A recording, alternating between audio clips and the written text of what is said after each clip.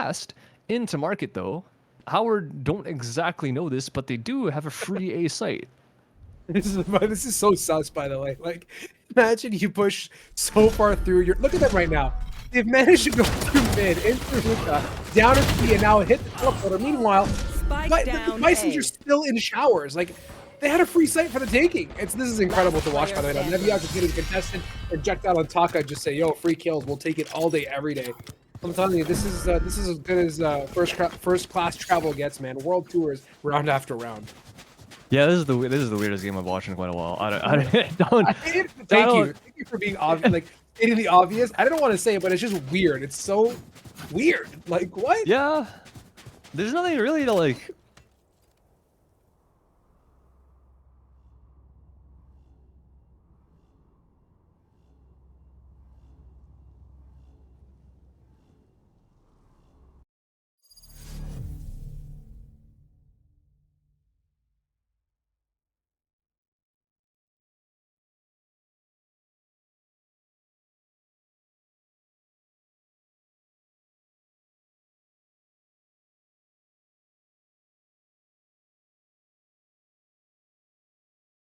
Run into him, he might be able to get away for the time being.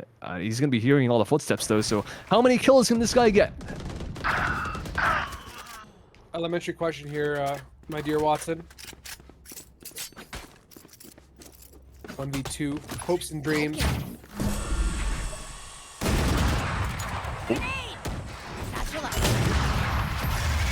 Oh, nice try. He did get 2. That was the answer to the question. And Cincinnati up to 10. 2 digits. So, could say that. But, 2. How many more 2s can we add to the equation? There's 2 ults on the board for Cincinnati. There's about to be 2 more. There's a lot of 2s that we can say. I mean, I think that's it. I was just thinking to answer your question. I can't find any more 2s in the mix here. Unless this becomes a 2 mapper, then we have another 2. Yeah, that's true. There's even 2 more. There's about to be 2 ults on Howard's side as well. Neviak and Ball, and they're both 1 off. But see, two. I think there are 2 inside showers. There's a clone, so technically it's 2.5. But it does get taken out immediately. Everyone else running down short A, trying to get in. They have done that. Vulcan gets a trade. Doesn't even TP out. Does manage to get the 2nd kill. And in fact, it could be a little bit awkward as these guys they pretty much have presence here, but everyone else on the defense is also in position to just deny the plant. The smokes go down. There's a bit of a problem for the guy on the site. They're going to run right through, though, and Kai does get the frag onto U-Haul, clear out the position. And now it's a 2-on-3. They have the option to TP if they really want to, and they're going to get flanked. Vulcan with the 3rd, and Ballin now in a world of trouble. Yeah, Ballin is stuck. I mean, my eyes are better than yours. Vulcan, reversed teleport. Zero effect is available though. Taka's got the angle. Player standing. Ballin capitalizing on the missed shot, a jiggle and a peek. 360, quick scope, Ballin. I'm telling you, Anton, it's all fun and games until it comes down to a 1v1. Yeah, they give that one to him. 10-7 now, 3 apart. It's gonna take a little bit. They've still got some buffer. Like Cincinnati, they need to win as many rounds as Howard do to not only win the map, but Howard needs to equalize. So technically, there is still some room for Cincinnati to make some mistakes. They do have a light buy now. They have a Judge, an Odin.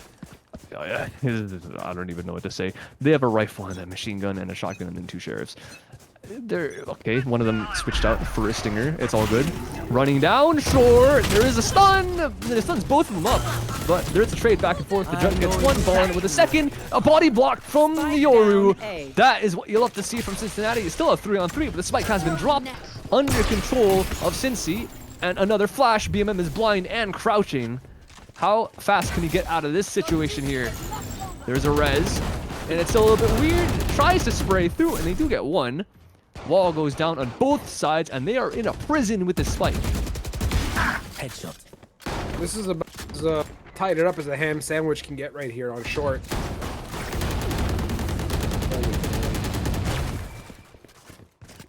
Who can escape jail first? That is the question. Starts off with Vulcan trying to get out, and the Bisons capitalize. They just go for the chase and clean up shop there. Another one. 2 more.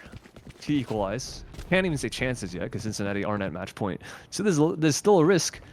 But are they gonna have a bye? They forced last round. That means they won't. I think there's 32 on 1. They could force a rifle. Projectile is 28, so no can do there. So there is a possibility of a single rifle. A couple judges, and the only reason I'm going through this is because they would totally do it. So Yeah, I might as well just. So there is a chance that they do buy up. There's a bunch of sheriffs already. We'll have to see after the timeout what they're gonna have to talk about because it looks like it is being called by the side of Cincinnati, by Vulcan, namely. So fair play. Like, how can they have as much fun as possible while still winning the map? That's probably what they're discussing right now.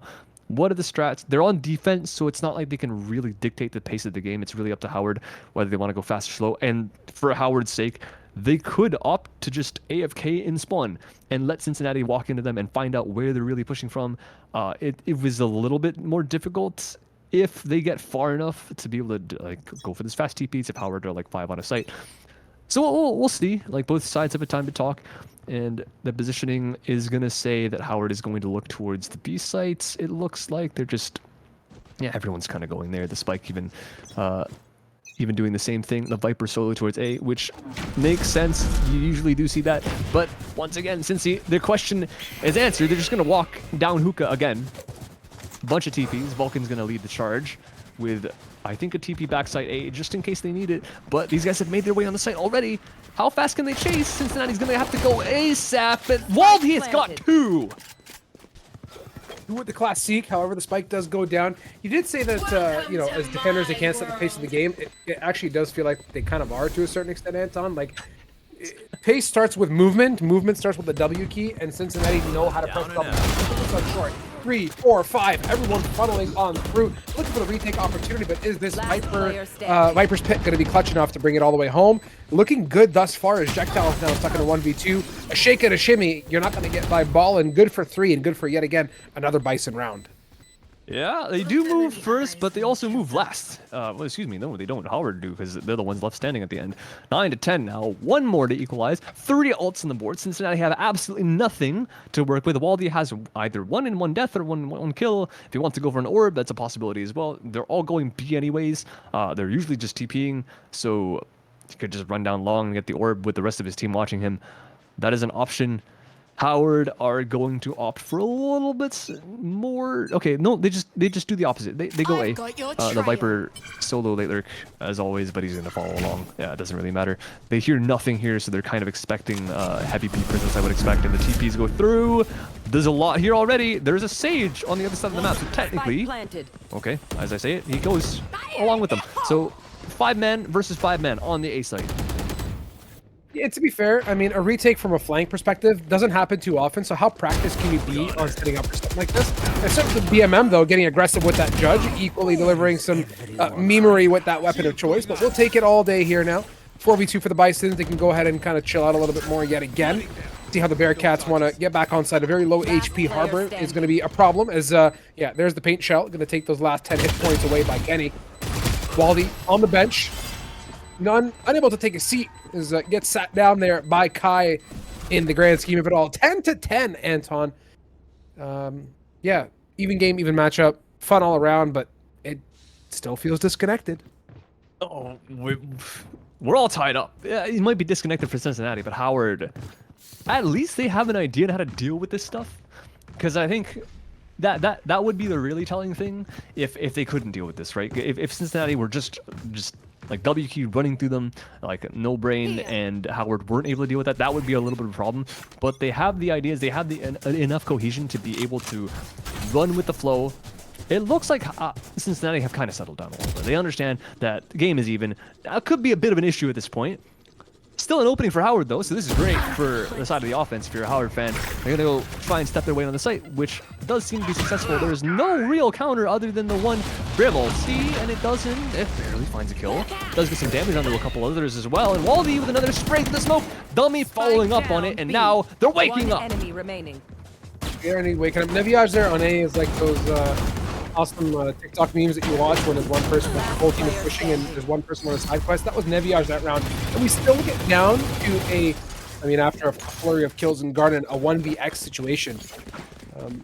Still too tight for me, Anton. I ain't gonna lie with you. You can see, like, after they get a little bit of advantage, they just go back to the let's have fun mindset, and they all are just run in, don't check the corner. That allows the Brimstone to get 30 with the judge, but I mean, they thank God that Cincinnati had 4 alive, right? So able to get the trade. But it really does seem like how close can they really get it? But once again, we are at a 1-round advantage for Cincinnati. So do they go for something aggressive? Do they just send it again? Doesn't look like it. They look like they want to win the map out. So they're just going to play standard on the site. 3 people back A. The Sage wanting to go for a rotate as well, because they know that Howard have kind of reddened the fact that Cincinnati just go for very heavy site presence. So maybe they need a bit more attention towards the site. But Wally does take out the solo lurk in terms of the sky, leaving just the deadlock on B alone with a couple pieces of utility, so it could be kind of fruitful. And Dummy's playing a very nice spot to be able to play off of it as well, so if Ballin makes a little bit extra noise here, could be a bit of an issue, but he does walk in silently and take a lot of space. Oh, this is fun to watch. Ballin on the side quest now. Wait, BMM out. Dummy. Wait a minute. He didn't check the corner. Enemy remaining. Don't you dare do this to me. Not like this. Anton, it's like one end of the spectrum. It's either like 75 teleporters and Armageddon and judges, or complete silence and not checking your corners. Like I haven't felt like I've been in the middle of a happy median at all this entire series. No, not yet. Maybe we'll get there in the next map, but right now it's just that one's a little bit unfortunate, I gotta admit. Yeah, it might have been utter chaos the entire game, but sometimes you gotta remember your fundamentals, check the corners. In that case, they just didn't. It's literally that simple. They had a free site. Yeah, the Yoru did TP inside hookah, but even still, that's a little bit harder to hold from. TP's gonna go through, and like I mentioned, that's the strength of the Yoru. Oh, that dog blocks the molly. The Rockin has the shots. Maybe even the third, not quite. Kai claims it and has some space and gets some more as well. Another head on the Waldy. And Taka now trying to get through, does manage to find it. Spike down and A. drops the spike. Oh, I love this push from Kai. So confident with that judge. If you're gonna go up against the Bearcats, who are just, you know, equally as confident and in your face, you might as well follow suit with that. And Neviaj, nice little hold there. Jektal gets the trade with the op. Now it's the shorty up against Kai. Pop flash in. Jektal 2 pump. It's what it takes to win it. The Bearcats, after a messy up and down and a roller coaster of a matchup, do take it home 13-10. Got a little bit tight at the end. You can see Cincinnati were just, yeah, once again, for the umpteenth, I think we've said it like 50 times this game, they were just having fun with it. You can see they come into this with a random comp, and they end up with something kind of usable. It could have been a bit more of a problem if they come in with, like, I don't know, 5 initiators or something, or 5, well, I guess 5 smokes wouldn't be that bad. But yeah, this was like, it made somewhat sense. The only thing they didn't have was an initiator. They had double senti, double smoke, or excuse me, yeah, double smokes. And it's not even like this comp hasn't been run before, right? The Yoru is run. The Brim plus Harbor is run by some teams, like Paper X, once again. The Sage has been run. Again, the only one that makes little sense is Deadlock, and they managed to make it work anyways. They use the wall nice. They use the crouch thing a couple times. I don't even know what it's called because we don't see it that often. But whatever the case, yeah, nicely done from them.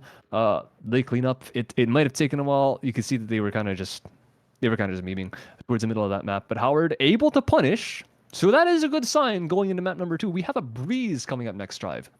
Yeah, super excited for that. Let's go ahead and cut to a very quick break, get that next game settled up. Look forward, look into the horizons here. There's much more Valorant to come. Don't go too far. Back to you in a sec.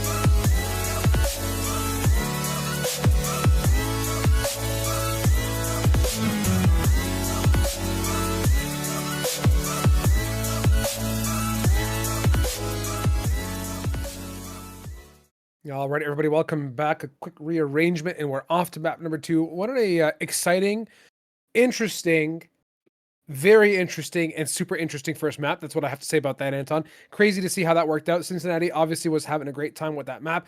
The Bisons, however, did capitalize on opportunities that were given to them. Unfortunately, it was not enough to win that series. They lost that one 13-10, or that map rather. We look ahead now off to the land of Breeze, one of my all-time favorites. Let's see if the common theme continues of the Bearcats just going at it and having a dandy old time, or if some buckling down's about to occur, and if the Bisons can bring some heat as well. Yeah, so Breeze is definitely one of those maps that, at least before the patch, before all the changes, it was one of the more aim-heavy maps, one of the lesser strategic maps. So maybe with that, maybe proving more towards Cincinnati's favor, given the fact that they were less strategic in the first map. Maybe we might see something change in the second. I'm curious to see whether they're going to go for a roulette again. Might be a little bit of a problem now. I think, especially after the changes, no longer the most aim-heavy map in the game. At least not as far a margin. It might be up top there towards 1, 2, 3, but it's definitely no longer like you don't have the long sight line to the back of A main all the way to the back of A site itself. You don't have like back B to front B. And stuff like that, and mid is cut in half as well. So it's a lot of different changes that make it a little bit more tactical. But as we see here, it looks like Cincinnati want to forego that because one of these agents does take you from the map into another one. So if we see another roulette, we are going to see our first ISO in EGFC, if I'm correct. That would be kind of interesting to see. Yeah, I mean, if they end up hovering this and lock it, or obviously one will take it, then yep. I think I've seen one other ISO, if I recall correctly, but that's it. A rare agent, or a little rare nugget amongst the sea of agents here in the game. To be fair, we also saw Deadlock for the first time in forever, I think. So that'll be exciting. Well, that's a good point. Actually, Select we might your see two agent. firsts, or maybe, like you said, a second. Yeah, they're going to go for it. I mean, they won the first map doing this, so why not a second? I guess I will say they probably need some kind of smoker. We see a single Viper on Howard, and it'd be really hilarious if Cincinnati happened to pick nothing. And it looks like that's what's going to be the case. They have a double duelist, they have an initiator, a double initiator, and probably what is the worst sentinel that you could have in this game. I would argue a Deadlock would be better than the Killjoy, but they're going to have it anyways. So Wally's going to be in the KJ. We have Dive on Projectile, which is quite fortunate. That might be one of the strongest agents on Cincinnati. Okay, they also have a Sky. So 2 out of 5 agents on their team makes sense. ISO can kind of ignore the map. You do have walls-ish. So it does cut like the very, very long sight lines from, like, again, back A, back B to the mains. So it is something that you can use. I am genuinely curious how they're going to make this work with no smokes. It's going to be very, very hard. Naviage is going to set up very simple stuff, standard Viper wall across mid. You're able to do this now because mid is cut off on the right side if you're looking at it from the defender perspective. So you don't have to have the Viper wall go all the way across, so you can cover A main and mid at the same time. So nicely done. Standard. I think this is probably a one-way lineup for the mid doors. If you're sitting... Actually, where is this going? Is that just a mid-smoke? It might just be a mid-smoke. No, it's to let the Sky walk out of mid. That's so cool. I love this. They're walking down mid. The attackers are waiting in spawn. I didn't even realize that. They're actually just AFK in spawn. They're not even moving. They're waiting for Howard to go clear everything. They weren't waiting. They were watching Dummy twerk. That was really what was happening. I don't know if you caught that. Yeah, there was a whole sideshow occurring here. Forget the real meat and potatoes in this game. Spawn is where the real show is at, my friend. Actually, though, yeah, it's not even a meme. We have to go back and clip that later. It was actually. Well, they're moving. Tagged. Cage triggered. Moving indeed here, Anton. And with the site take coming through after a nice twerk session in spawn, Waldy and Taka, I don't get to see it on the POV, but the feed says otherwise. They just clap on their way through into this B site. Strength of the Sheriff's, though, in a 1v3. He is against a couple. Oh, no, he's against one. That's Taka. First line of defense is going to be the strongest gun in this engage.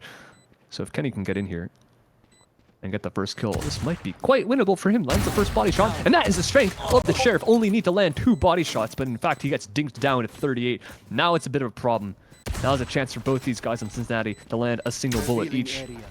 That would be all they need to do. Just walking through, trying to go for a flash, not going to connect, but the stun is, and the knife not quite. 1v1, Dummy has to try and stay alive, and it looks like he's going to do just that. One bullet in the chamber. Kenny should not be able to get this kill. They're just playing a ring around the rosy, just teasing each other. Does get the frag, and even would ace himself if that was an option, but he goes out with 4 in the round, losing the round. But Cincinnati take number 1. Yeah, really good job from Cincinnati. I mean, you saw Waldy go absolutely berserk there and just deliver a mega blow on the way through into that site. They truly are a sight to watch, the Bearcats. I mean, it makes you wonder what happens when we do know what happens when the Bearcats do run an official comp. And seriously, they're just stellar to play against. And really fun to watch as well. The Bison have to keep plenty of here. Yeah. And they're doing the same thing. They have the ritual. There's no way that works, right? Like he's kind of jiggling, which means he probably doesn't have any gun accuracy if he's up there. But that's something that you can do. You could boost someone up onto a random position there. I don't think it would be legal in a tournament setting, but that's a thing. So enjoy that in your ranked games. Anyways, right back to it. Looks like Howard have spotted out exactly what's going on here. Right back towards B site they go. On for the retreat. Vulcan, with the spike, is going up very, very fast. With the double tap active, is going to have it expire before he's able to figure out its target. Finally does get it. Now he has a shield. Now this should be a big issue for the Cypher to deal with. The first pump is going to do nothing. The second one also does take him down low enough for Kenny to clean up the kill. And Kenny gets a second before his teammate falls. But he also goes down at the end, and Nebiash now in a 1v3. You're not going to get through this A main area. No shot. I mean, the spike does get down as well for the Bearcats, and Nebiash goes to pick up his secondary classic of choice, and now with the spot revealed, the Bearcats go for the full push, and Buddy ends up with a one guardian shot. The spawn ritual, the spawn dances seem to be the good vibe setter here for the Cincinnati Bearcats. They just come out swinging round after round. Yeah, it is. So far it's working. They have 4 rifles going into the bonus round. Howard are actually going to be a little bit worse for wear. One has to buy up a Bulldog. Ballin is going to end up probably having a Vandal or a Phantom in the future. There you go. A couple half armors. Neviash could actually invest in full armor here. I'm not sure why he's not doing that. Maybe wanting to succumb to the Fnatic playbook. But he's doing it alone, which is a little bit weird. But it might be okay. We'll see what happens. Well, 3 out mid again. 2 checking elbow. And the Viper might get a little bit of a nasty surprise here, because it looks like these guys want to drop with 4. This could be a bit of an issue. There goes 1. Does get taken out. There's still 3 more up here ready for anyone else. Ballin is going to be staring at this vent just in case. Oh my god, flash dash. Oh no, Kai's also there to support enemy it. remaining. It's a really good trade, and now in a 3v1 situation, the vents drop wasn't the solution to that round. I'll tell you that much. The Bisons take advantage of that. Shenanigans again, and Howard are ready to accept. Just like in the first map, when Cincinnati do lessen up a little bit, when they do kind of just loosen the chains, looks like Howard are able to make their way back. So this could, unironically, this could be a close game. Because Cincinnati are just not taking some of these rounds seriously. That one was a little bit of a meme. 4 dropping is not the smartest thing in the world. They did it quite well, I gotta admit. Like, just sending 1 through, and then having 3 up top without making a single noise, sending flashes and a dash. It was probably the best way to do that. But yeah, that doesn't work out. Now they have full guns. Now it should be a little bit better. There is a bait set up here. First one even gets a kill. Sakai doesn't need the bait yet. Not even a second either. Big pop flash, doesn't blind, and even doesn't find a frag. Taka and Dummy chain along and bring the round back in these guys' favor. 3v2 from a 3v5. Light work for Cincinnati. As much as they have fun, they understand the notion of fragging out, and they do that time in and time out for us here. Such stellar shots too, by the way. They're just great individuals, and their skill out shows. Player standing. See that Vulcan, nice little swing onto doors, great confident peek onto Neviage. Brash, trying to do something, doesn't find the right individual, but BMM can't do much here in a 1v3. 1v3, 1-2-3 at this point in the map itself. Guns, 1. 1.5. Kai could buy up a rifle here. I mean, he probably should be going for just that hero rifle. I think Nevia is going to be able to afford in the next round no matter what happens. BMM is opting to buy them quite low, considering the money that they have in their pocket, but could be an option.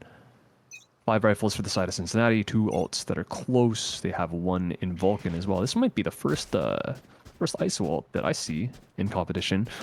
Kill Contract is the name of that, which I haven't learned because we haven't seen him, but now I know. And he's going to be looking towards his A site. Might be just trying to grab someone alone. And he does do that. The Sky is going to be in another dimension, and Vulcan. All right, who's gonna cave first? First knife's gonna go through, and no responses. Kai doesn't get a single hit off, and Vulcan claims that kill for free. Kenny Cosmic with a response on the other side of the map, and it's still a 4-4. Quick little exchange. Gives that initiation onto that A site as well. Vulcan going to focus to take face. Is unable to do that, and Neviage making the best of the mid presence of Cincinnati. Plant the spike, wings. Dummy here, going to send out spike plan indeed. Here's that Hunter's Fury now. Spike planted. Dancing around the do-si-do from spawn. Bison on a 3v2. If there's a round to take, this is the one. There's a flank as well. BMM is going very, very late here. But there is a watch. Sky is jiggling this corner, so he should be able to get the information and get back safely. Dart's going to go through. It will technically spot out both of them because both of them go for the shot. And there's 1 kill already. BMM with some nice stinger shots all the way from the main. Excuse me, not even a stinger, a Spectre. All the way from downtown. Gets both headshots. Very nice shooting from the side of Howard. Yeah, I'm telling you, Anton, if there's space to take, Howard will take it. It just boils down to whether the Bearcats want to give them that space indeed. But yeah, back and forth, same run-of-the-mill thing, same run-of-the-mill type of matchup here for the Bearcats. They're just having a good old time with it, continuing to take fights, knife fights and ultimates. A very eclectic set of choices. It looks like Howard, though, on the opposing end of it, are really playing it seriously, like setting up, communicating, and leading into their composition. Yeah, it's fair. I mean, these guys came to play, right? So do what they need to do in order to take these rounds. And they're making a good look at it so far, at least in this map. I mean, in both maps, honestly. They're keeping it pretty tight, no matter what Cincinnati's throwing at them. There are a lot of people inside this A main. There's a flash prep as well from the Sky. Gonna go through, the wall's gonna go up. Not gonna flash him, but Kai does find the kill towards the other side of the map. So now they know the entire story of the round right now. Killjoy lockdown is going to be placed inside the A main.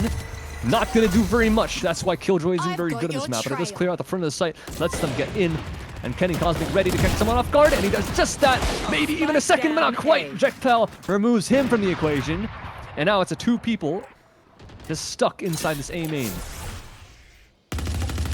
They're okay with this. I mean, they're going to land the shots at the end of the day on at least one. The question is, are they going to get flanked from behind on that Viper and that Jet before it gets too nasty? Good respect from Howard University. They're not getting too greedy with anything, just holding the angles and playing into the numbers. And Ballin and Neviage one apiece there to get the Bisons their 3rd round. Gun spot not great there from Projectile, but all good. It's 3-3. We've seen this before. They've tied it up. And Cincinnati lock in. But it's still early days, right? We've just gotten past a quarter of the potential rounds.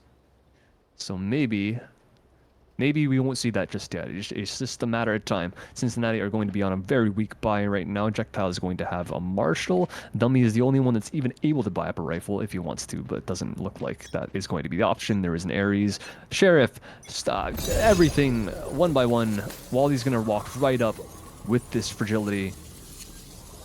And he will find a fight here if he goes far enough, but it is against an AWP. He himself has only a Sheriff, but the AWP does end up missing, and they have found where it's positioned. Watching intently for a second look at Elbow, but instead Ballin chooses to play the fringes. Not in a really good position to escape now. Precariously stuck. Elbow's an option for the Bearcats, along with Main. A very quick B take would be a mega problem, but the best part of the situation here for the Bisons, they are posted up nicely with 3 members on that B site, leaving A for the complete retake, as they've read the map really well. Good information has been gathered. Somebody's there. Trying to work their way back to mid because they know how much presence there is there. There is a response on both sides, and the AWP shot does connect. Spots the one jumping up in heaven as well. Good enough for the kill. Wally with 1. Can't find the second kill. Not quite. Gets it. Not able to turn fast enough for Ballin, though. So now 2 left alive for Howard, and they, for the first time in a while, have the round advantage. What they do, and that's off of a series of interesting decisions by the Bearcats. Not really running anything concise strat-wise, instead just playing a whatever happens type approach to Breeze so far. And they're going to go in with a more normal... Maybe this is where we see them kind of buck up and get their stuff in order. They have an op in the hands of Taka. Nope, there it goes. Not quite. Ends up with the 5 rifles.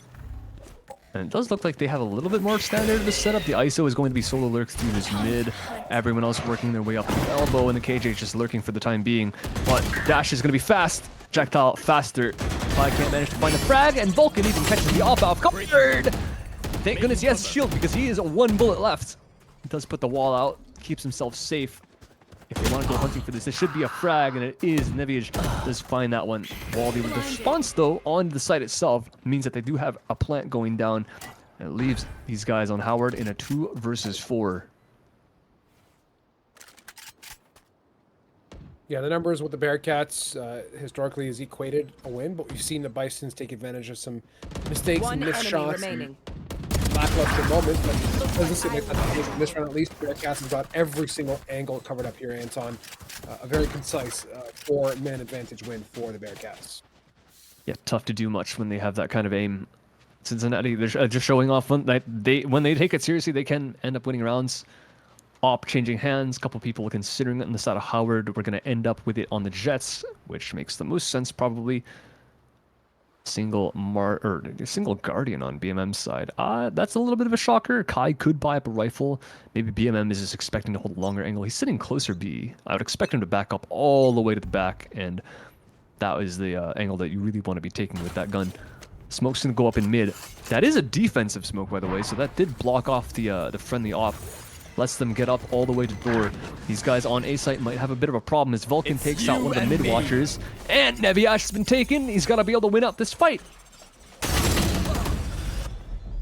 Indeed. Fight goes towards the way of the Bisons on the ultimate. On target. Kenny coming out of spawn to support. Neviash stuck in sight. Taka's got a really good idea as to what's happening on left pillar and is waiting for some sort of support from the KJ. Last player standing. Able to connect onto Kenny, who takes advantage of that fight. The eyes are Onto down. Wally now. In a 1v2, and both are one hit, Anton. If there's a clutch, it's going to happen right about now. The one connecting on a close kill. No, Neviage crosshair placement to the dome piece is just absolutely perfect. Still Chloe, he almost took himself out with that. Oh, 2 HP. Kind of a tease at the end, but nicely done. 3 ults. Well, 5 ults in total. 3 on the side of Cincinnati. Looks like that's all that's going to be in this round, unless someone goes absolutely ballistic and gets 4 and an orb or something like that. But Howard with the minor disadvantage in terms of ultimates, as well as weaponry. They won the round, but they lost so many people. And Cincinnati have had such a decent showing in taking as many people out as possible in each of these rounds, no matter win or lose, that, yeah, Howard don't have the best buy in the world. Once again, they have a Guardian. And there goes the ultimate again from the KJ, which, again, doesn't do much. Especially since the Hunter's Fury is there, is going to be able to remove it. He missed 1 shot. Ejectile's all the way in. Now is a bit risky. Bolin's found himself all the way at the back of the site. But the Jet is right in front of him. Can't manage to land the shot. Can't even fire. And BMM the only response so far. Kai here patiently working some ways up. Needs to be met with that Sova from mid to get an impactful retake happening here. 4 members of the Bearcats. This is history repeating itself once again. Vulcan's got a nice little sight line down middle as well. Kai looking for an entry potential perhaps here out of main. Could get Vulcan, but instead goes for the clear on the left. Vulcan takes advantage of that one and Taka down as well through middle. Able to get that final pick onto Kenny Cosmic to bring the Bearcats back to a 5-5 score. so far. Valiant effort. Still even. I don't think we're going to leave like the 1 or 2 rounds apart from both these teams anytime soon for both these squads. I think Cincinnati, if they do just have fun with it a little bit, they're either a round up or a round down, and they're going to lock in right after that. And Howard this time don't have the weapons to play with. They have 1 person that's able to buy up a Marshall and have enough for the next round. Everyone else kind of just has to go for a full save. They can't even invest in that many sheriffs. There's going to be a shorty on BMM, and he's going to be playing very close to B here, and they're going to be looking straight into him. BMM going in. Updraft goes over. BMM is stuck. Pigeonholed. Can't do a single darn thing. Well read here by the Bearcats, and they just go ahead and funnel in. Backed up by the Gecko. Wingman gets the job done as per usual. Getting some nice control out towards Member here. Waldy is just toying and having a great time with mid. It's like a light switch, Anton. When the Bearcats want to go, it's almost too easy for them. Yeah, it's playing aim labs over there inside mid tunnel, and that's. It might look a little weird that just updraft over the shorty, but I mean, fair enough. They know the Cypher's been playing B pretty much every single round. I don't think that Howard has switched it up. Maybe they should. Maybe that's one of the solutions. It's not really the end of the world right now. They're 5 and 6. They could end up easily evening up this half if Cincinnati do go for another meme play, which they kind of are. They have 2 ups, and the Jet was the one that dived last round, so maybe not having that might prove a little bit weird. And there's also a Viper's Pit. They're just going to run into... Okay, he doesn't care. Vulcan just doesn't give a crap. He just runs straight into the Viper's Pit and just takes out the Viper. If that's how this game is going to go, fair enough. Cincinnati running straight into A again. They are still locked in and dialed. But Kenny is still backside, though. Able to maybe suppress a plant. But there goes the Wingman. And Kai, with the kill onto the Wingman itself, excuse me, onto the Gecko, makes this a bit doable. Talking here, looking for a nice little pick. Ends up coming up short. Gives any chance to capitalize. Ballin onto Waldy, stuck between pillars. It's down to Jactile now in a 1 versus 2. Cypher and Jet. Neural Theft gets popped. That's going to ruin Jactile's plans of being stealthy, at least for the time being. Is committed to the angle. Cage goes in. Jactile does have a double cloud burst along with the Blade Storm. Verticality down below, ping, the spray, the connection. Well done. Nice cam there as well from the Bisons. Yeah, very nicely done. It got a bit dicey. Why did I just go Australian there? Excuse me. Yeah, it got a bit dicey, but yeah, they did that as well as they possibly could have. Put the cam down to bait him out. They know he has an op in the corner, so not much that they can do in that position. Yeah, we're tied up. I don't think anyone is surprised. Howard are keeping it contested when the rounds are getting a bit strange. But here we go with them on the attack. They're the ones that are the same thing last half, right? Same thing in bind. They did start on the defense. They went on to attack second half, and Cincinnati just started running it down. Looks like we might see something similar this round. They're all stacking up this A. I would not be shocked at all if they all run into either A main or into mid. Howard are going to try and contest mid itself with all 5. Everyone's here. That presents a problem for Cincinnati. They might hear them running down A. That is the only thing. And if they go fast enough, they could make it to B site. And because this map has no TPs, it could be a little bit of an issue. The Cypher's going to catch. And he's just going to call the rest of his team to go. And it looks like they're going behind them. They're going to A itself. Yeah, this is a rinse and repeat of what we saw in the last matchup. I mean, the Bearcats are going to do what defenders typically don't do, which is set the tempo and pace of this game for the most part. They're going to be looking for map control and are super fluid in their movement, right? The Bisons are going to be doing what they're supposed to do. Their intention is to be an attacker and get on site and plant, but I don't think we're going to expect these 3-4 man flanks, at least not until they catch on to the common theme in the next couple rounds. Ball goes through the spot. Kai gets his head taken off. Ball into the trade. Now he has another. Gets caught off from the side, but the shots don't land from Dummy until the last one. And apparently he's got another one in the chamber. Only needs one more, and he's got that as well. What a performance from the Gecko at the back of the site. Hop in on that defuse. No fret, no foul here. The Bearcats strat, the 4-man flank. The recipe for success here as they pull the lead ahead now.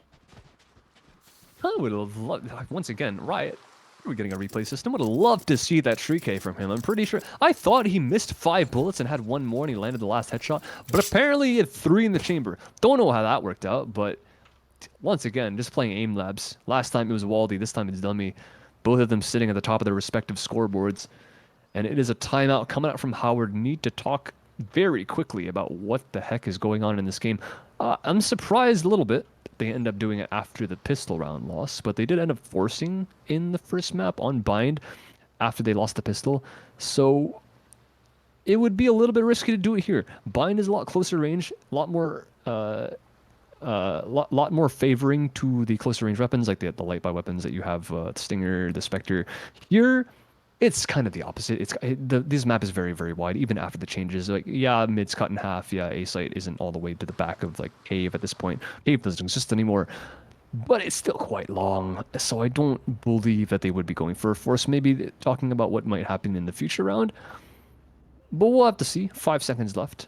I honestly don't even know what they would be talking about. It's again, when Cincinnati don't know what they're doing, I don't know how hard they're gonna counter strat them or anything. This might just be like a pep talk for these guys or something like that. Yeah, it could be. Could be. I mean, at the end of the day, you just got to look back to history of the whole, right? Cincinnati have been just having a great time this entire series, and I think it's for the Bisons, pep talk and all, they're just going to have to really stand up against the Bearcats crosshair. That's the end game here for them. Dummy taking some pop shots. See what Mosh can do here. Caused a bit of a delay, but that's all that I think it's going to earn for the most part.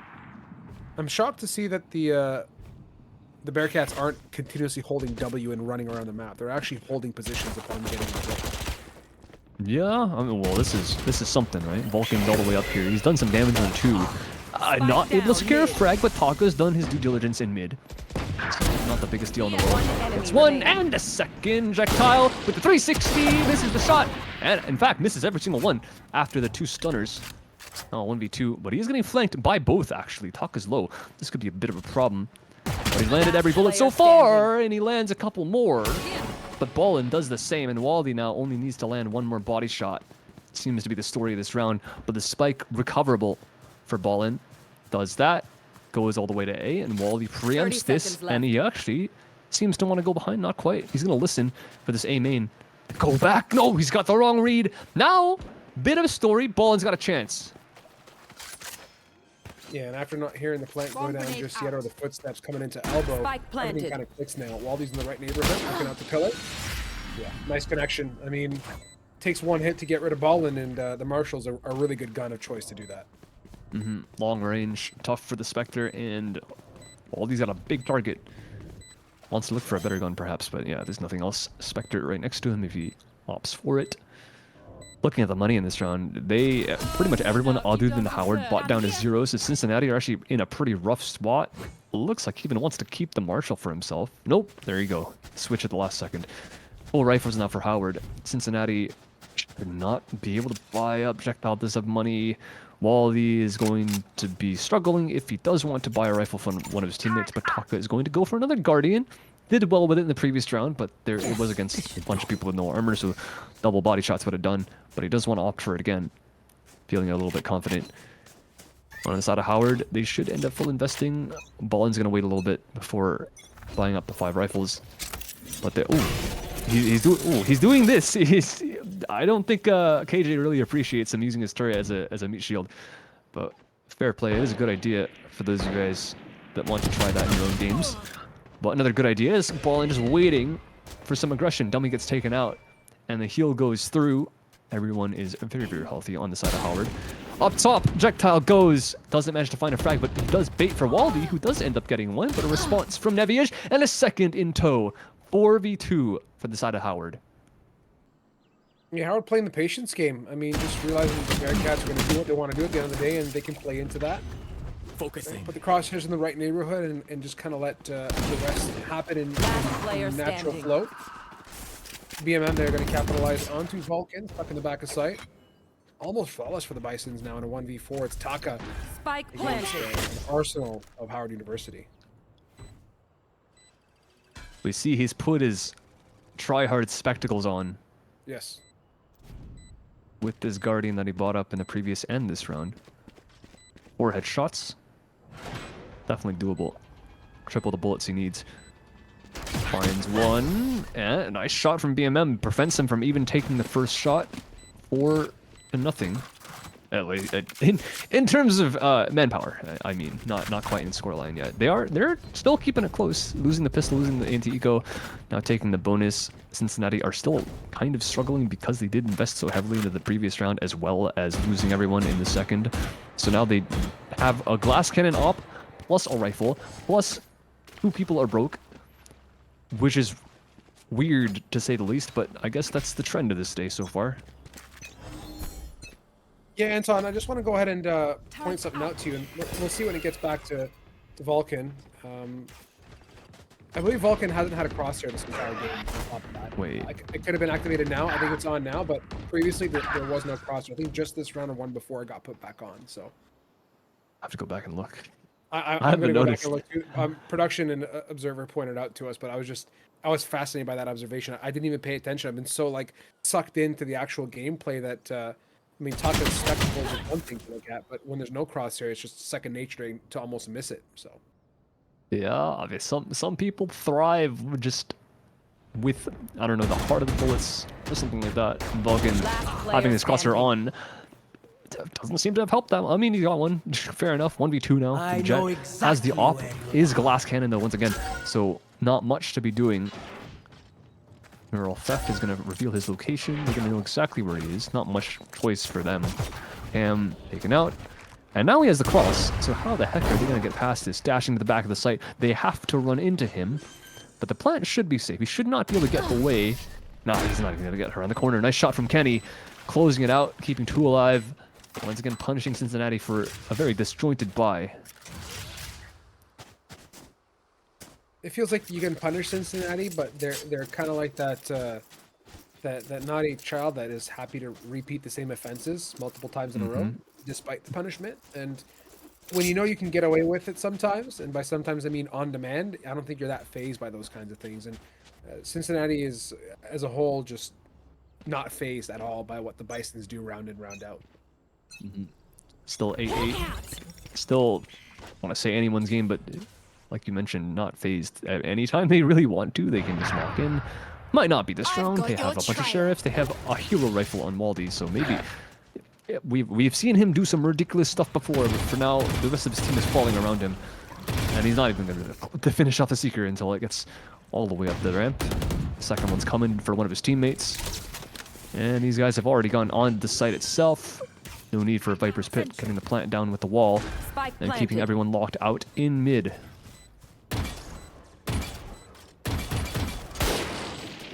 All the go tapping away at Khan. BMM's going to hop into this cage, which is one heck of a choice, considering as soon as it drops, there's going to be a lot of exposure.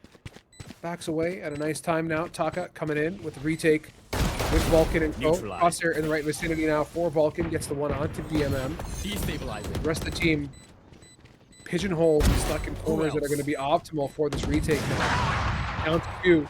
Kai, the long range. No smokes available either, so it can totally play into the strength of the operator.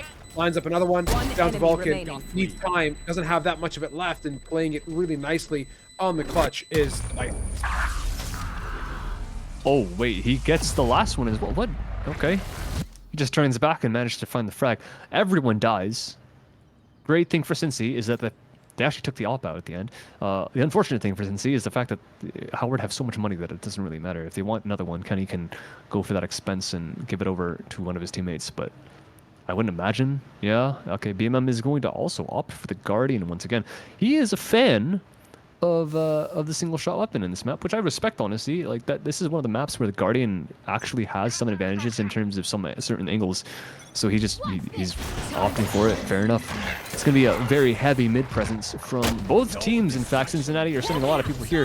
There is a kill contract going out from the defensive ISO, and another kill happening in the hands of Taka as well. A little bit of a fight happening in the other dimension, but everyone is falling in the real world. Looks like the ISO actually loses the fight, which means that there's only Dummy left alive.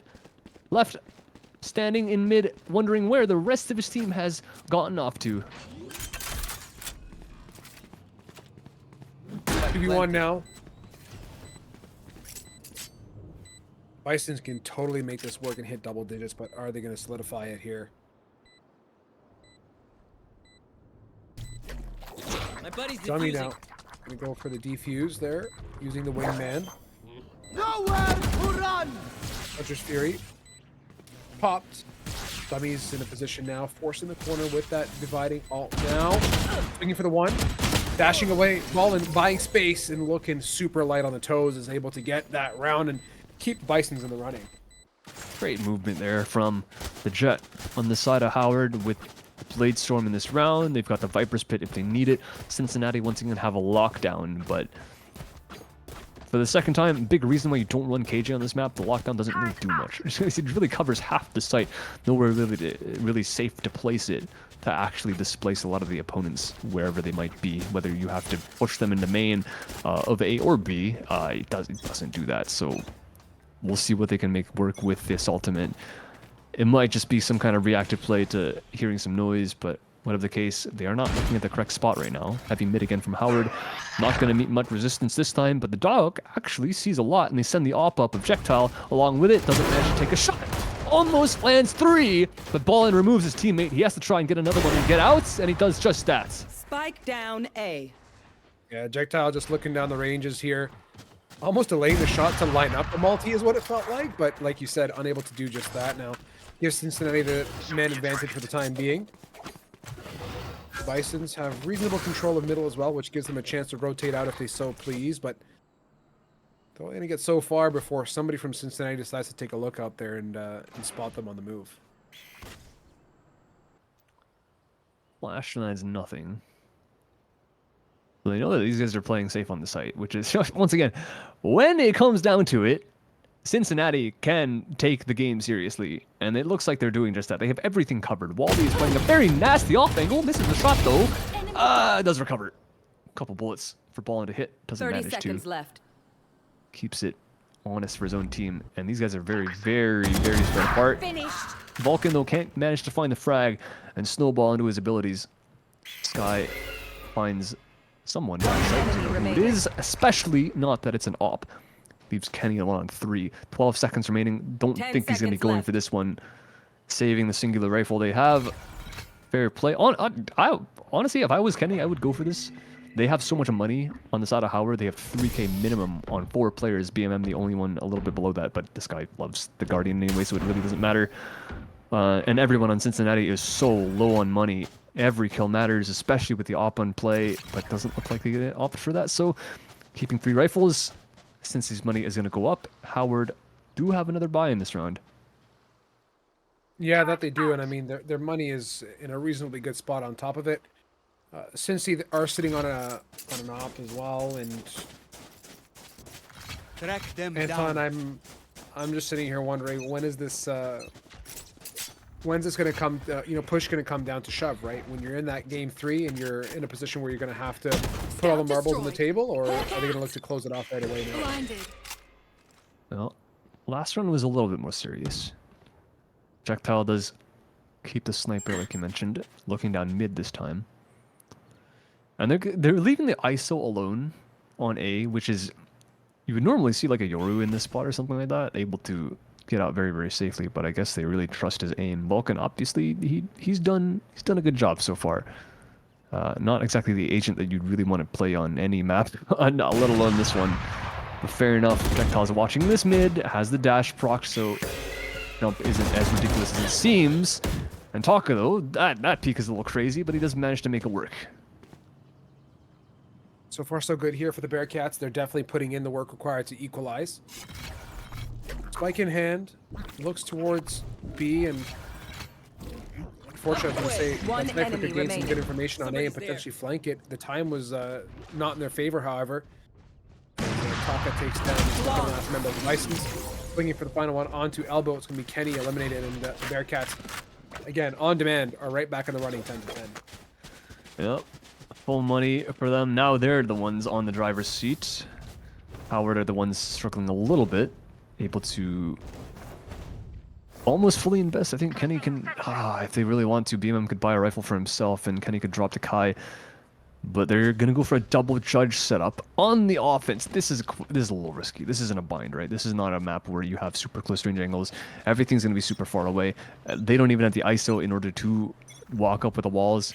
So they're going to be hoping for something special here. Aggression from all 5 members of Howard. And there's 2 people playing very, very close. So fortunate for these judges. Show Maybe me a able to target. find something here. How it works out for Vulcan and Taka as TBD. Here comes the owl drone. Clears out one of the 2 angles. Do they care about the one on the right? Maybe not. Vulcan gets multiple, refocuses for more, gets another one, and refocuses for a 4th kill. You can't make the stuff up there. That crossfire was almost destiny for the Bearcats. What do we learn by And that is a fighting strength of ISO. Not often do you see him in play, Thinking out not loud. often ever do you see him in play, in fact, but when you do see him in play, that's the stuff that you need to be able to do with him.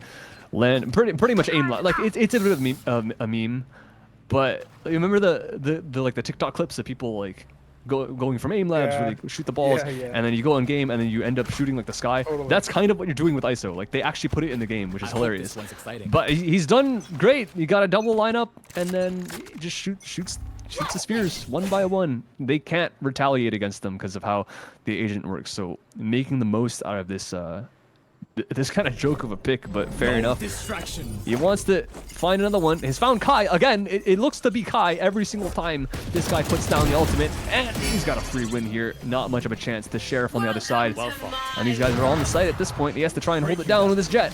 Destabilizing.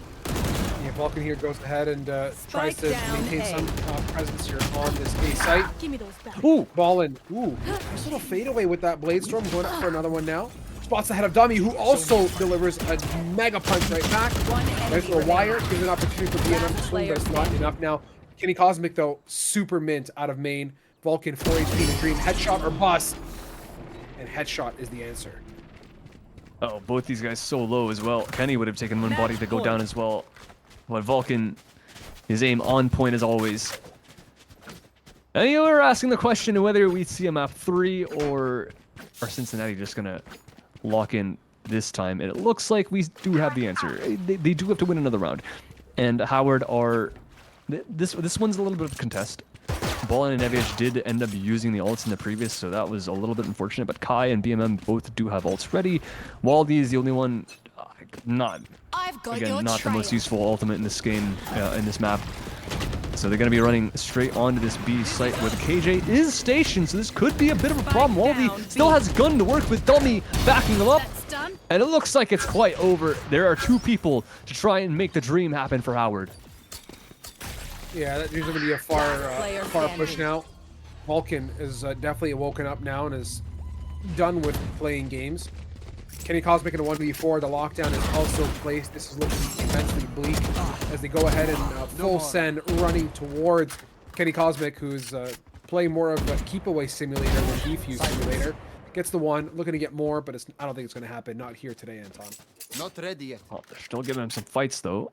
And KJ pretending to walk away, keeping the spot. Does give away his position. Kenny just has to be a little bit Revealing patient. area. Tries to go for a bounce on the dart. Doesn't spot. But Waldy still wants to show. Not scared! And that is a quick shot. Defenders win. 13 to 10. Again, another one for Cincinnati. Having a little bit of fun in the middle of the games, but they do close it out 2-0.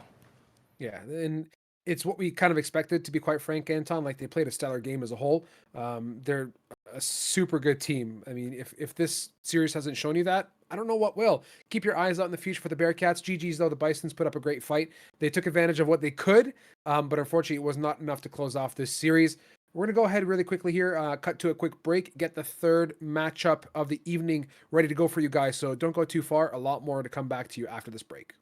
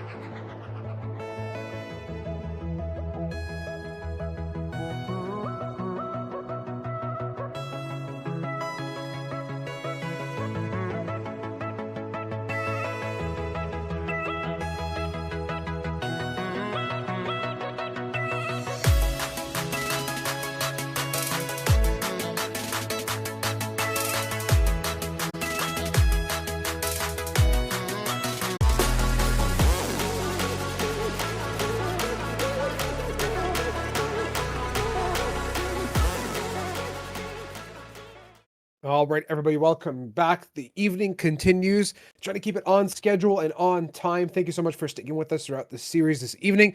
Anton, we go into our final matchup of the night. It's going to be University of Tennessee, Knoxville, UTK going up against Texas State. And I'm excited, man. This is a great summation of the evening. EGFC Week 8. Time flies, by the way. It honestly feels like yesterday we were sitting in Week 1, and now here we are at the tail end of the fall split. Yeah, I mean, after Thanksgiving break as well. I mean, everyone coming back one day and we're going after Christmas. That's pretty insane how the timeline works out. But I mean, speaking of timeline, the games that we've had here today, 2-1 to start off the day for the side of WM, William & Mary. I mean, absolutely great showing there. Delaware put up a heck of a fight, but not able to close out at the end, not even able to bring it to OC, unfortunately for them. But second game, 2-0 for Cincy. A bit more interesting of a game. We use that word a lot here and a lot of places, but I don't think there's a better way to describe what happened in that matchup. But now we go on to game number 3, Tennessee, like you mentioned, versus Texas State. This one should be quite tight, looking at how the standings are going between these two teams and seeing how they've played before in EGFC. I think this one might be as close as, if not closer, than the W&M game went. I would lean and agree with you 110% there, Chief. We'll see how it pans out. Speaking of the game itself and what's coming at hand, let's go ahead and have a conversation about, of course, the matchup. But I want to jump very quickly to rosters. Luke the Legend, Hannah, Vicious, Economy, and Kelvin going up against another Luke, Maynard, Aaron, Chief, and Okarin. Familiar names for me on both ends of the spectrum. And to bring the meat and potatoes of this shepherd's pie together, let's look at the map lineup as to what we have coming up here in a quick second. Anton, walk us through this series. I think what I love the most about tonight, by the way, is we've had a nice, fun, and diverse selection, sometimes in different shapes and forms, but we've had some great, unique maps so far. Yeah, I think we've gone like almost every single map in the pool. Like, the first game was 2-1, obviously, so we got 3 maps there. We saw Haven, we saw Splits, and we saw Bind just now.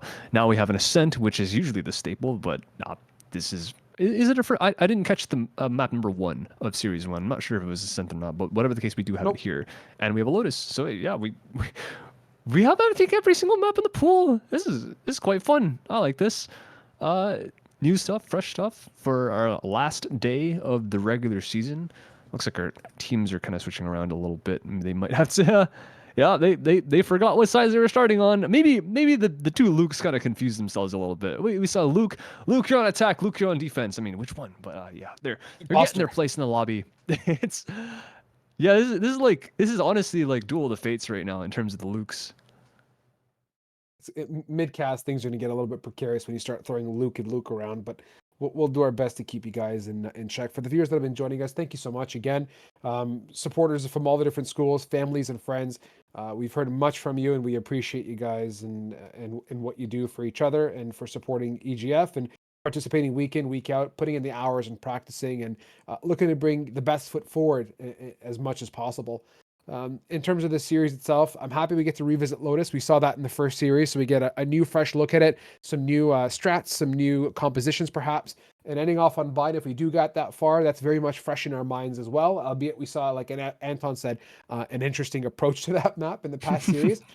The guaranteed ascent, though, it makes me happy, right? We get a new, fresh map for the evening and something to refresh our palates with to sum up the night.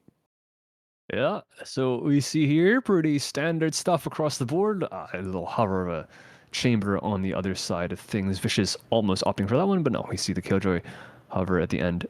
And I'm curious to see whether the Lukes are going to play the same role. It looks like they are. Breach versus the Fade. Of course, there's going to be a Breach on the side of Texas State as well. In Okarin's hands. This is going to be a mirror comp. Pre-mirror comp. Fade. It's a little bit of consideration for some weird stuff. Not going to be a double breach. I don't think they're going to rule that this time. Might be a bit more of a serious game for both these teams. But okay, don't make me a liar here, guys. Fade, Raise, Breach is going to be the standard stuff. Yeah, no surprises here. And it looks like both the Lukes are actually going to opt for the same exact agent. I don't think this is planned. The chamber instead of the okay, not a mirror comp. It took a while. We had the chamber, the more confident of the two picks, I would say. The KJ able to lock down each individual Select site your more, agent. have some information game across the map. You have very heavy presence towards like the the hallway of C if you want to try and walk in as an attacker. KJ is really good at locking down that. To get into A side as well, it's absolute hell to get through a KJ setup. So fair enough for the defense of Texas State. They're going to be opting for that one. Vicious probably going to be looking for some more early picks with that TP available. A lot of thin walls in this map means you can get away from a lot of different situations fairly quickly. So looking for Tennessee to be a bit more aggressive on their defense, but we'll have to wait a bit before we get there. 12 rounds, in fact, as Texas State are the ones that start on that side. Yeah, I love Chamber, by the way. I feel like that agent upon its release was really the pinnacle of what Valorant was for me. It was like that first real diverse, energetic agent that was a standout, right? Because I guess we all got used to the traditional agent pool of when the game first launched and the developments thereafter. I'm happy to see that Chambers kind of still has a home to a certain extent, and it requires a very specific approach and playstyle, Anton. It's not as, you have to be very, very calculated and definitive in what you're intending to do. You're no longer getting out and getting in for free. Everything costs a lot more than it did before, and the value you bring from a controller perspective is not what it used to be. So all things said and done, let's see how it works out here for the side of the UTK. Speaking of that, they're not going to get much of any breathing room whatsoever as Okrin gets a quick 1-2 with Chief on this aggressive mound push, which was the theme in our first series as well. Aggressive looks at A and C were a huge focus from both teams. These guys have pretty much full control of this mound area right now. Maynard even playing off the one-way. It does let him across, but yeah, feet spotted. Nothing Spike doing for down, Luke. C. Nice try. Vicious, even taking a lot of damage in that A main engage. Should not have too much of a chance. Gets a headshot though, very fast on the trigger. But there's a couple more targets for him, and even gets a blind shot into Okrin.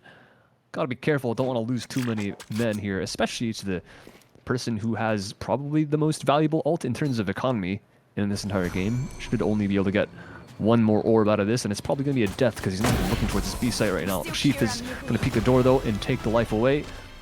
Vicious claiming 3. That's a new, I haven't seen it finish it before. That's pretty cool. Yeah, super slick. And you know, you point out something really good from, or really smart from the economy perspective of what Vicious can do with that tour de force, right? That in itself is second bar to what I think Bladestorm brings to the table and Showstopper, but so impactful. I mean, a long range scope on a map like Lotus is invaluable when played correctly. And with Vicious being the catalyst for a lot of entry on these sites and being able to play almost solo to a certain extent, right? Abandoning Vicious and Spawn with the flank coverage by the trademark, I think is what makes it that much more special. Chief, though, choosing to pick the aggressive post, getting onto Luke the Legend very early on. The Bobcats are not leaving any room whatsoever for UTK to breathe. They're just pushing down and ensuring they have decent map control off the rip. Speaking of pushing down, pushing these guys right into the KJ setup all the way on the scene. This is the strength of this agent trying to get in. Kofian's going to get shut down, and this setup should microwave them soon. No, Okarin actually has to do the job himself and gets taken down very low, but he's managing to find the kill. Second one even, fade away on that, and the pistol's out for the final frag. Only needs to land one bullet in a Cape Town. Not much of a chance for the breach, not even to look the right way. And Okarin secures a triple on the site. Yeah, really good stuff. I mean, UTK had a very clear and definitive plan as to what they were aiming to do, but Texas State played really well off of their utility as well, on the back of Okarin specifically. Just stellar hold with that Bulldog. As they get into the third round now, this is an all-important gun round, which is going to kind of set the precedence for myself, Anton, as to how UTK is looking to participate this evening. Still very early on, of course, in this series to talk too much about it. It does take time for the good old steam engine to get going for teams in some cases. So don't get too ahead of yourselves, or at least I'm telling myself not to get too caught up in UTK early on, but let's see what they can do with these guns. There's a strong bonus for defense though. Chief with the rifle, Okrin with a Bulldog. And fast out A for the side of Tennessee. Haven't seen this in this map just yet, but they use it when they have the guns to work with, and double hold on the site. Luke facing off against his counterpart very soon. One bite gonna happen, and there goes Kofi Matic with a double kill. Vicious claiming the flank all the way from C as well. So setting the tone, like you mentioned, very early on. Spray connects from Chief. Head's going to be spotted, but Chief lands the transfer. Still keeping 2 left alive for Texas State. Now question marks everywhere. Where are these last two defenders? Nade's gonna go a little bit shallow. Flash is gonna be perfect for the shot. Not quite. Ocarin can't land them, and Economy has that frag, leaving Chief to do everything in this round. Has to find all 5. Gonna be able to do 3, not quite more. Economy shuts it down. Yeah, tight round regardless of how you slice it, and a very, very expensive round at that for UTK. From the side of the Bobcats, I think they made the best of the situation, the cards they were dealt, and they played off of a very, very big bonus too, like you pointed out, which obviously results in being able to buy up this round as well. Yeah, Chief is one off the showstopper off of that amazing performance. Unfortunately, not able to win the round, but at least gets himself that close to the rocket launcher that is so valuable on the Rays. Ocarin very close to the Rolling Thunder as well, but of course Breach with the reworks is quite an expensive ults, but they're going to be walking towards C. So if they want to, on the defense, you could opt to farm some orbs, since pretty much all of Tennessee, other than the chamber, is going to be over towards the C site. Aaron, first line of defense, even gets one through the dog, finds a second, even stunned up. Superb. Really, really solid hold there from the Bobcats, and you can see just what that does to UTK. Completely halts them in the tracks. And what I talked about earlier is kind of happening on the minimap. You can see that Chamber is gone solo, Rogue adventuring deep, but Chief is going ahead and splitting the C's a little bit, with Vicious now off towards B. Is able to get 2 picks without any contest.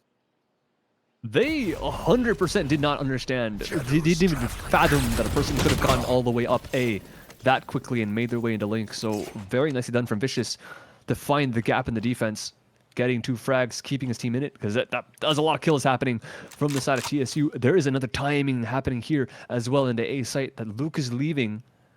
Vicious could take this space. Yeah, but he obviously doesn't know exactly what's happening on the site.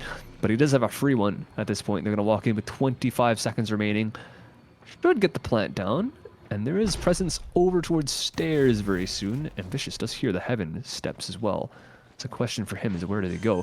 And towards drop, and he gets the first frag. Leaves the round in a 2v2 spot. Is going to see nothing. Shot out, and Vicious places very aggressively. Last player standing. I love this playstyle from UTK. I mean, really sight forward and looking to be aggressive and gain some picks. But the problem is you don't play in a favorable trade position against someone like Economy now, who's stuck in tree. And Aaron, that is a really, really tidy and clean pick. No overexposure here for the Bobcats as they look to maintain this very formidable lead in a 3-1 fashion now. Looking good. Knoxville also playing very, very smart. Just falling down to some onesies and twosies here that are just the Bobcats being a little bit smarter and sharper with their crosshair placement. Yeah, and it's obviously they're leaving a couple little gaps in their defense that Vicious is able to find his way through. He's gone for the lurk, like you mentioned, like just alone somewhere. Like first round he was C. Now this time he was A couple times. Managed to get all the way up into Link. Absolutely no reason why he should be doing that when there's defenders on the A side itself. But fair enough. They let him through. He gets 2 frags. Thank goodness for Texas State that they were able to get enough kills beforehand to make that not really too relevant. This time, they're going to be looking towards the A site this time. Big nade, shutting down the Rubble presence. Chief gets a kill off of the reposition, but there is a response on it as well, as both players had sheriffs. The attack not the best economy, but they do have a sniper rifle in the hands of Vicious, which he has pulled out. Looking towards the C site, takes out the turret, and puts a big question mark on the C side itself, and the KJ doesn't want to do anything to maybe give up a life, give up a rifle. Vicious is just gonna be content taking space here. He's not gonna be calling his team over unless he can find some real value. But he does sidestep Aaron completely. I don't think that Aaron understands that he's gotten past, which in turn also means that the Omen just TPs over because the site is technically clear, and he has done just that. He's found a lot of space, found a lot of value. I don't think this plant's going to be stopped by Aaron. It's just kind of watching that flank as well. Should be met with the 1. Oh no. That's not what you want to have happen. Not with the chamber, at least. Comes Ocarin. Paranoia, but all is okay for the most part. The lockdown is also being invested here from the Bobcats. That buys a little bit of time and pushes everyone to mound with 1 detainee, and that is the Omen. Still, it could get back on site here, but it's going to be a little bit turbulent given how this smoke is blocking off main. Ocarin does get the 1. They're committing to the defuse all the way through the end, and spot there. Meat shield it, do what you got to do. The Bobcats clear it well, and lean off that Omen utility, get on that defuse. One kill happens to give Cape Town the Rolling Thunder. The round loss, though, I would think that he would want to actually die there because of the money, but maybe I just didn't get a chance to. Fair enough. He got the kill, got the Rolling Thunder up and ready for this round. So they do have a couple ults. Vicious did what he could. Didn't manage to find anything with the sniper itself, but he did take space and get the plant down. Money for the rest of the team. Fair play. Texas State doing a really good job on the retake. Vision block and just standard stuff. Here we see it. Aggression for the offense. Spotted. Cape Town is known in the corner, but luckily for him, no nade being chucked out from Texas State means that he stays alive. And they also put a big question mark inside A main as well, because no one is bothering to check. And in fact, they check B, and Vicious takes Maynard's head off. That's the smokes for the defense. Biggest kill that you could possibly get. And they get all the way through with the rocket launcher. Clear out so much space, revealing the location. Aaron, though, gets 2. It was a bit weird, but does manage to find the frags. Not quite a third. Luke does get on to C itself, so they do have a plant, and it's still a 3-on-3. Yeah, that's a really, really good value to get the smoker out of the way nice and early, but it doesn't seem to be the defining factor whatsoever for this round, as history has taken its course. UTK, plant down. Big bop out there for Chief, trying to get a better position. The Rolling Thunder here as well, not Anton, but his positioning it. Mound is great. The counter Rolling Thunder is out and about. Does a good job of halting everyone in their tracks, including Chief, who is desperate to release the showstopper. Oh, that's a little bit unlucky for Economy. He's caught in the one place where he could possibly send it, but these kills for UTK are the ones that are mattering. It's so close, but Luke on the defense manages to stick it all the way through. Beauty. Simply beautiful here. I mean, the play of the Bobcats on the retake is just picture perfect. They play so patiently. They don't do anything haphazardly or unnecessarily. It all feels so calculated, and it all plays really well into their ultimates. I mean, despite losing their smoker early on, Anton, the fact they're able to bring that round together and definitively connect on the shots they need to connect on, it just speaks to how solid they are as a squad of 5. That is kind of crazy too, because like UTK planting in not the best spot. They were a bit paranoid at the start. That's what let them win the round. Defusing the safest spot possible. Now just taking aggression, just taking space, but Chief can't land the shot though. The legend managed to open up for the first time in a couple rounds. Maynard sticking around trying to help his teammate get out of dodge, and he does just that. They come out with a kill, no response. Teleport even to get all the way back to A site, just in case. But his teammate does fall inside Link. Because of that, Aaron needs to worry about a couple different angles. Vicious good enough on the swing. So fast, so consistent. Okarine the same though. Vicious continuing the streak. 4 left alive for Tennessee for Maynard to get through.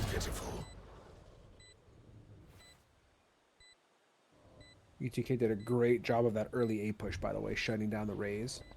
And off that play, they got very comfortable and were able to piggyback 1s and 2s and 3s. Maynard now, who has escaped via ultimate, the last lonesome wolf standing in this 1 versus 3, as you pointed out, Anton. A little bit of a look towards spawn is going to reveal the position of that Omen, but at this point in the game, or at least in this point of the round, a save is all that the Bobcats would hope for. Would have been nice to take a kill off of that as well. Maynard, having used the ultimate, would have liked it back as soon as possible and even kept the gun, but not quite to be had. Tennessee 2-gun the shots, and Vicious to open up as well, just walking through B. He's done that a couple rounds. He's just peeked B, has gotten headshots, and this time he does it again, goes all the way through and trades out his teammate 1 for 1. Every single time one of his teammates goes down, he's there. And the only time he loses a fight is when he's in spawn and they're 4v1, and it doesn't really matter. It would have been nice for him to keep the gun, but they have the money, it's all good. Whenever he gets kills or deaths, he's stacking up the points to that tour de force anyways. So anything he can find is great. And now 6 out of 8. These guys are just going to go onto the A site. Tennessee do find an empty one. Texas State with the low buy, they gamble towards C, and they choose incorrectly for the first time in a while. Vicious actually might get caught off here, but he somehow gets out alive. Luke can't land enough shots. Vicious takes no damage, in fact, and he even finds the flank as well. Is he going to expect a second? Probably not until that trademark hits, but he's ready for this B aggression. Flash goes a bit wide, and they don't give up a kill, but they do back to the site. Vicious even consistent to find the one behind him.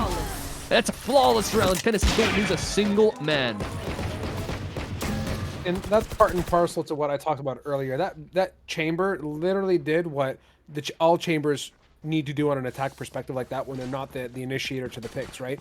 Being able to single-handedly drop a trademark, cover your flank, look for ones is almost like having tripwires, in my opinion, except with the +1 that there's a crosshair nearby to immediately capitalize on them. Really good play. I mean, UTK ended up flawless for a reason. Every single person played really well into their skill set and their utility and landed their shots, most importantly. Yeah, now with full guns, Texas State have another chance. Coming out fast into A again. This time Chamber trip towards B, looking towards C.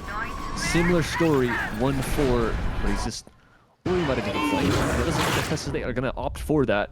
Sticking on the site, Chief is alone. Thank goodness for Tennessee that he's got enough peel for himself to be able to fend off the attack for the time being. The nade is enough to keep everyone in free itself. And now, because of that, they actually back off because they made so much noise. Vicious trying to get some space towards the C site. Finds, so far, not much, but should be able to pop a molly here because of the attention towards C. Does do so, and actually loses his life to Aaron. Great play, great hold so far. Really, really tidy. Okran, nice pick as well. Great support towards Aaron on the waterfall end of things. And now down to a 3v5. UTK are going to slow this tempo down drastically and try and find an equalizer pick, something to be the catalyst to get them in. They do get the one onto Aaron, but Okran shuts things down from backside. Leaves it now down to 30 seconds left. a low HP One breach. enemy remaining. Cape Town goes on a side quest, pays the price to Chief at Waterfall. Chief feeling confident, goes with a frisky double bop, and just puts the crosshair where it belongs, right into Economy's chest to bring home the 6th round for the Bobcats. Guaranteed tied half.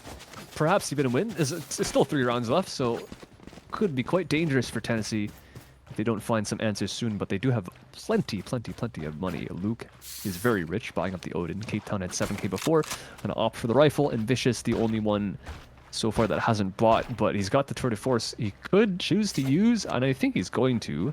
Yeah, he's already popped it, in fact. It's in spawn.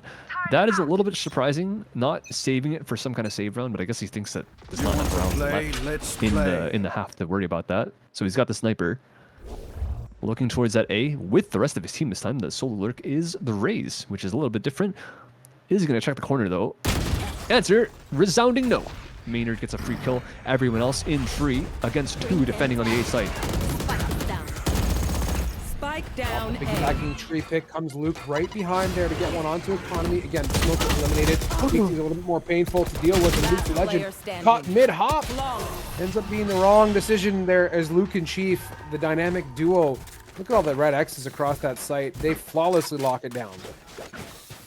I feel a little bit bad for Luke there. I feel like his mouse might have mouse jumped accidentally. Don't think that was on purpose at all. I couldn't imagine him going for the shots. Yeah, some people might meme, and you could, like, I don't know, Wardell op or something like that. But that's not what that is. That's an Odin. You really want to be spraying down as fast as possible with that gun. So, yeah, nice try, I guess. He goes for it again. They have enough money to make that work a second time. So, opt for Vicious. Luke has the Odin once more. Aggression outside B. Okran's gonna get spotted. He has some help, but they need to get back so fast because they've been stunned up. Big flash to try and assist. Great job from them to keep everyone alive, and the spam isn't going to find very much. But that is a lot of util expended to keep these guys off of B. Yeah, this game's been a lot of fun, by the way, in terms of utility usage. It feels like everyone's up in each other's business on everywhere you look, whether it's on B, A, or C. There's some crazy battle happening, and then things slow right back down, or we kind of reset and recalibrate, and we hit it again. Color comes in, forces Chief back right away now. Brings out a smoke as well to the party. Economy looking to set something up at B, perhaps, maybe for the folks at A, and that is a use case here. Copiamatic, nice move. That crosshair placement was superbly great onto Luke.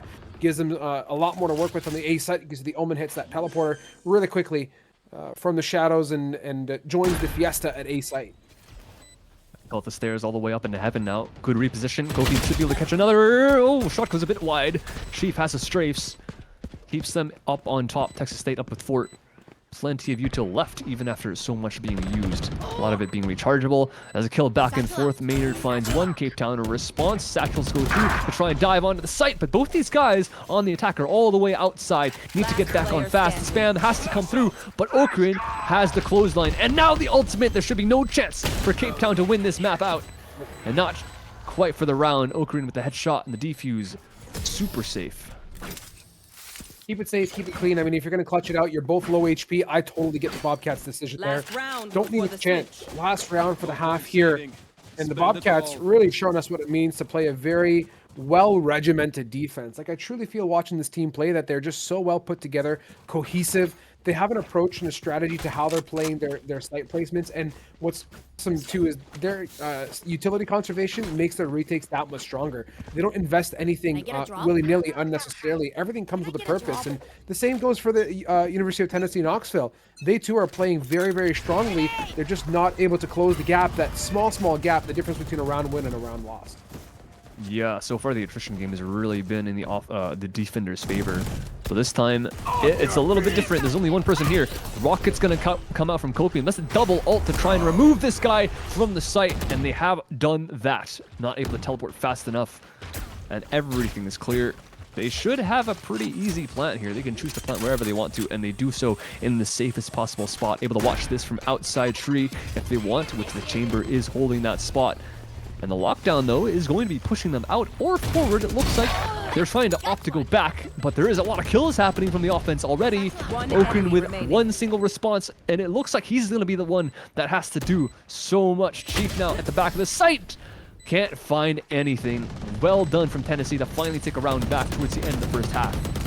Yeah, and it really came down to a very, very definitive and commanding site take, right? They stuck together, played the numbers well, and just funneled. And what was great in terms of the fights occurring is for University of Tennessee Knoxville was getting on a site is half the problem. Getting deep site control is the second. And the value that Chief was able to pick up there, or sorry, Copium was able to pick up, pushing towards backside and getting a couple picks towards, or a single pick rather, towards rope is, I think, what made the world of a difference for them. They're able to eliminate numbers before anyone on the retake starts funneling into the site to hop on the defuse.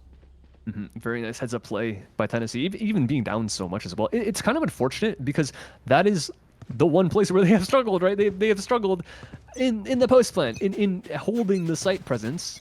And this time they go forward, which is very nice to see. 4 defuse wins for Texas State in the first half. So that is literally half their score. If Tennessee now on the defense can do the same, Vicious has been so good. Every single time you see him on a chamber, this guy lands the shots, and even through the wall, he's got another dink. Unfortunately, it is through the wall, so he's not going to claim the kill, but he's done so much damage already. Yeah, that's big value add there. Shots in the chamber are just so nutty. Coupled with that rendezvous, just so fun to watch. Fond memories of the early days of when chamber felt a lot more free than it is today to play. But Luke the Legend here continues to keep the pressure on and keep it hot. Okarine is stuck, having to pick 1s and 2s, and is not going to be able to do that against 4 members of University of Tennessee Knoxville. They pulled together a very, very tidy and convincing pistol round. Yeah, big save coming out from Texas State there. I don't think there's an option to even force up into this round. They didn't get many kills. No plant going on, so they can't even try for anything. So Sheriff for 1, and Chief is even going to be struggling in the future rounds if they don't get many frags in this one. Rifle out for Vicious, of course. I mean, this guy is just hitting absolute stunners outside towards C. They knew exactly where he was. Second guy couldn't even trade. So yeah, she changes his mind. Fair play. Wants to be a bit selfless and have enough in the future rounds just in case they need him, I guess. But he's going to have his headhunter once again outside C, teleporting back when he sees pretty much nothing. A lot of presence towards this B site economy with a fast flash. Double flash, in fact, for both these guys. And now lets them both walk out. Great shots from Cape Town. But this B site has been overwhelmed. These guys are going so fast for the trades in favor of Tennessee. And Maynard has snaked his way all the way through, but don't think he's going to find much. Yeah, the Bobcats did everything correctly there. I mean, they played superbly well into the utility. They funneled off the back of it, pushed through with the zoning abilities of the paint shells. And then you look at the side of UTK, I mean, they too mirrored much of the same thing. That nothing went to waste in that round, which made it that much more difficult for the attackers to make any kind of grounds. And now Maynard's stuck in a 1 versus 3.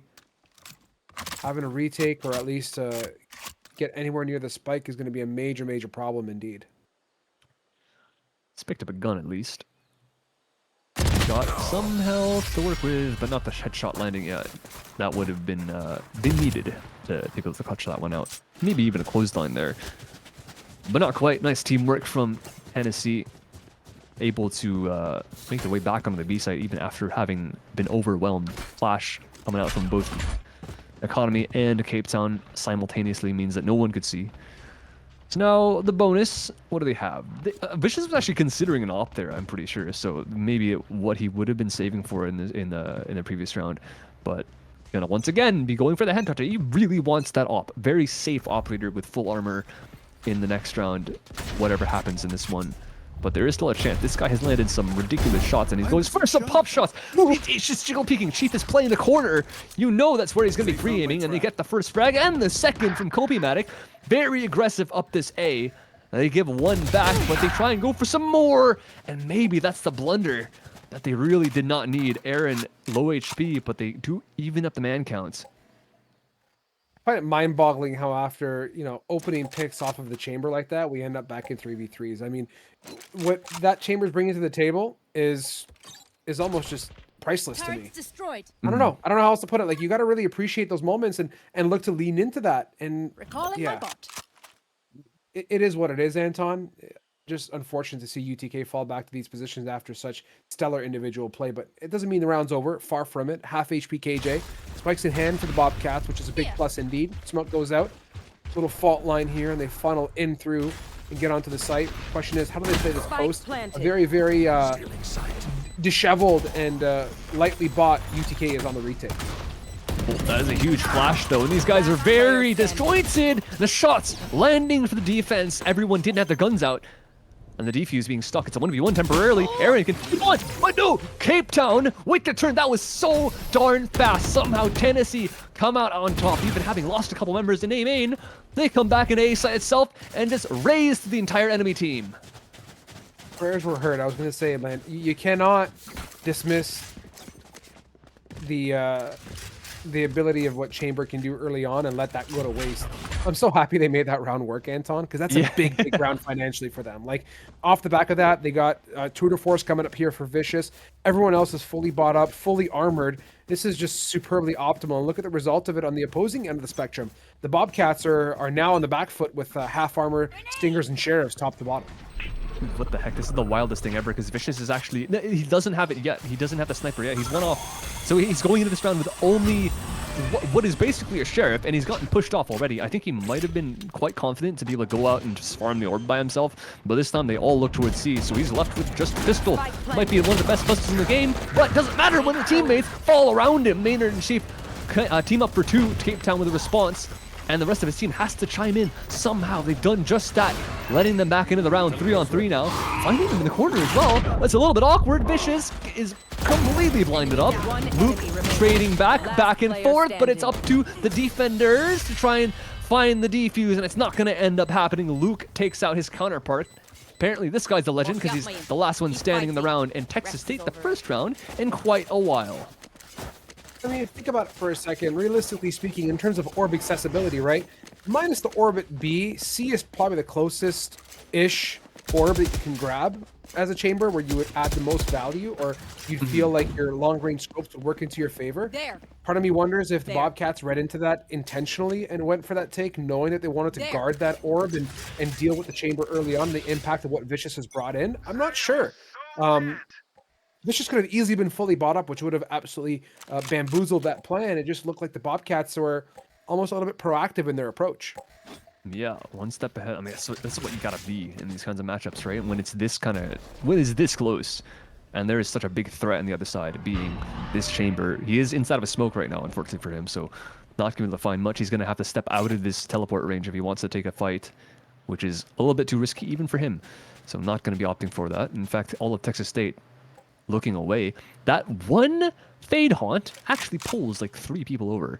So they keep 2 after not seeing anything for a little bit. But that's already a very weak C site for the time being. This Omen's going to hear a lot. He's going to be calling the rest of them over. And this paranoia is going to be huge to try and delay for the rest of his team. Boop and a bop here for Chiefs, trying to get away to safety on Mound. Now you can see a lot of rotates as well. C is well secured from the side of UTK. Fade, Breach, Omen, completely looking for opportunity. You can see even Chambers now making the rotate back with 36 seconds to go. And the lockdown, you best believe this is the site fake unless they hit door and go to B. But Knight falls back and forth, and no eject button this press. Yeah, this is going to be huge here. Keep your eyes peeled now Copium Addict does get one, Spike gets two, down. gets three. That flank has just been stellar. standing. Aaron's done the deed, but 18 seconds and the Bobcats are down to 1. I mean, the round's over. There's nothing you can do. Lucas is going to go and full send the final player. Tennessee, one of the best usages of the Nightfall I've ever seen, pretty much in competition. That's always a concept that you could use, right? Just Nightfall 5 people and sprint behind them. That's exactly what they did. So far away, the race is just full sending, W keying all the way across attacker spawn, and when they get close, the Nightfall hits everyone. No one can hear this guy coming, even when he's shooting them in the back. You can't hear that. You don't know where you're getting shot from. So no one calls him out, no one turns around, and he gets 3. That is such an amazing form for Tennessee to show us right now. And they're only 1 round behind as well. They haven't managed to even it up yet, but they're getting oh so close and putting that round on the docket. Texas State on a massive eco, only 2 rifles, and Vicious went for a bit much there, but I mean, not much a chance to get out. At least does come out with 1. Another kill, One dropping enemy the spike. remaining. Copium's done great Spike in Tennessee. down A. Everyone now chiming in to get every single kill. Chief pulling one back. Should not have very much left in the tank. Hold on a second. Flash goes through.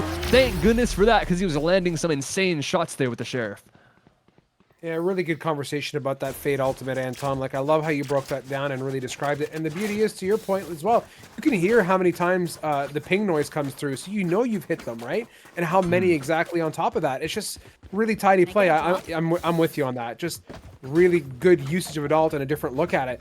Coming off that round, I mean, super convincing from UTK. They absolutely went full ballistic, and you can feel the energy and vibrance now as they're starting to pick up some momentum in this half, right? 5 rounds, 1 out of the 6. They're strong and they're confident. Yeah, now they're running into off though, so it might be a little bit more difficult, but they do sit and spawn, wait for the push.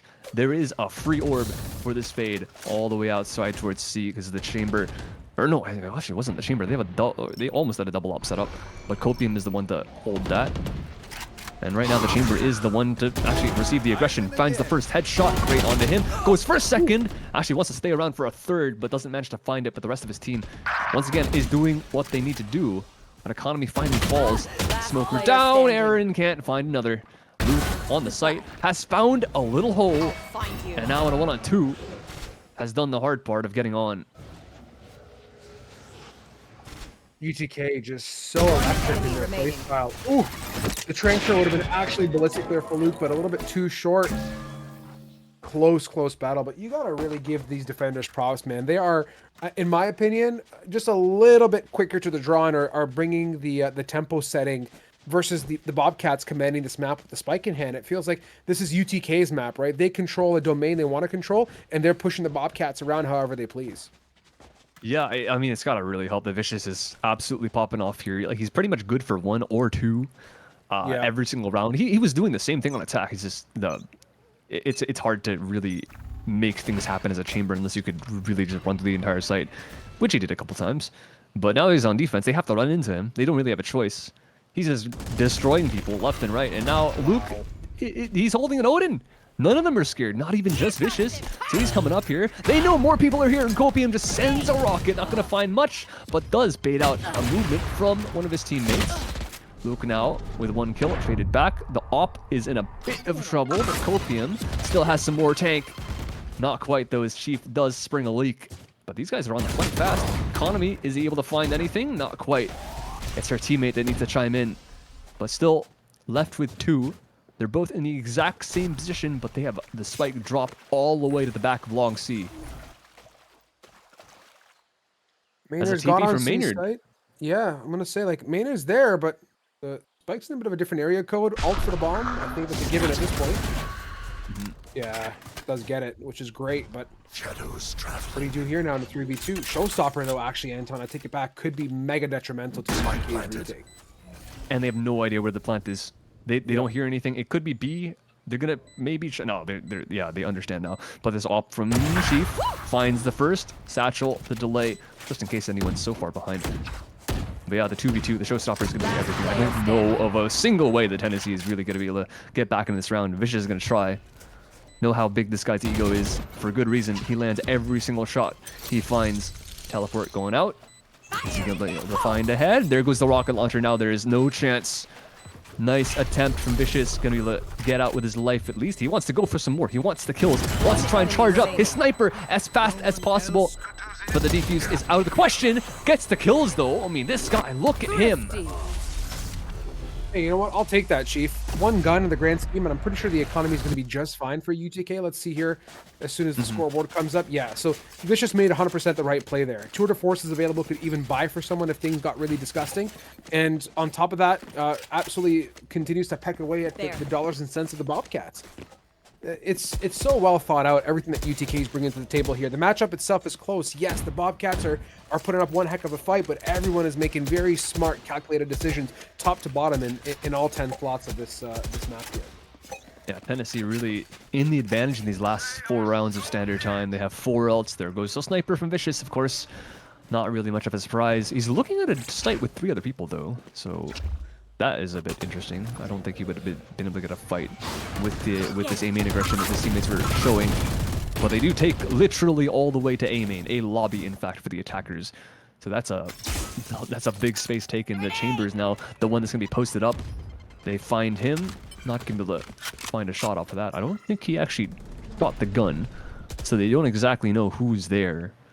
But with the rifles firing, they might not expect that it is the chamber with sniper rifle. Unluckily for Vicious, they're not opting to go there. They're looking towards B, maybe a C split very soon if the KJ is able to make her way all the way up, which she does seem to be doing.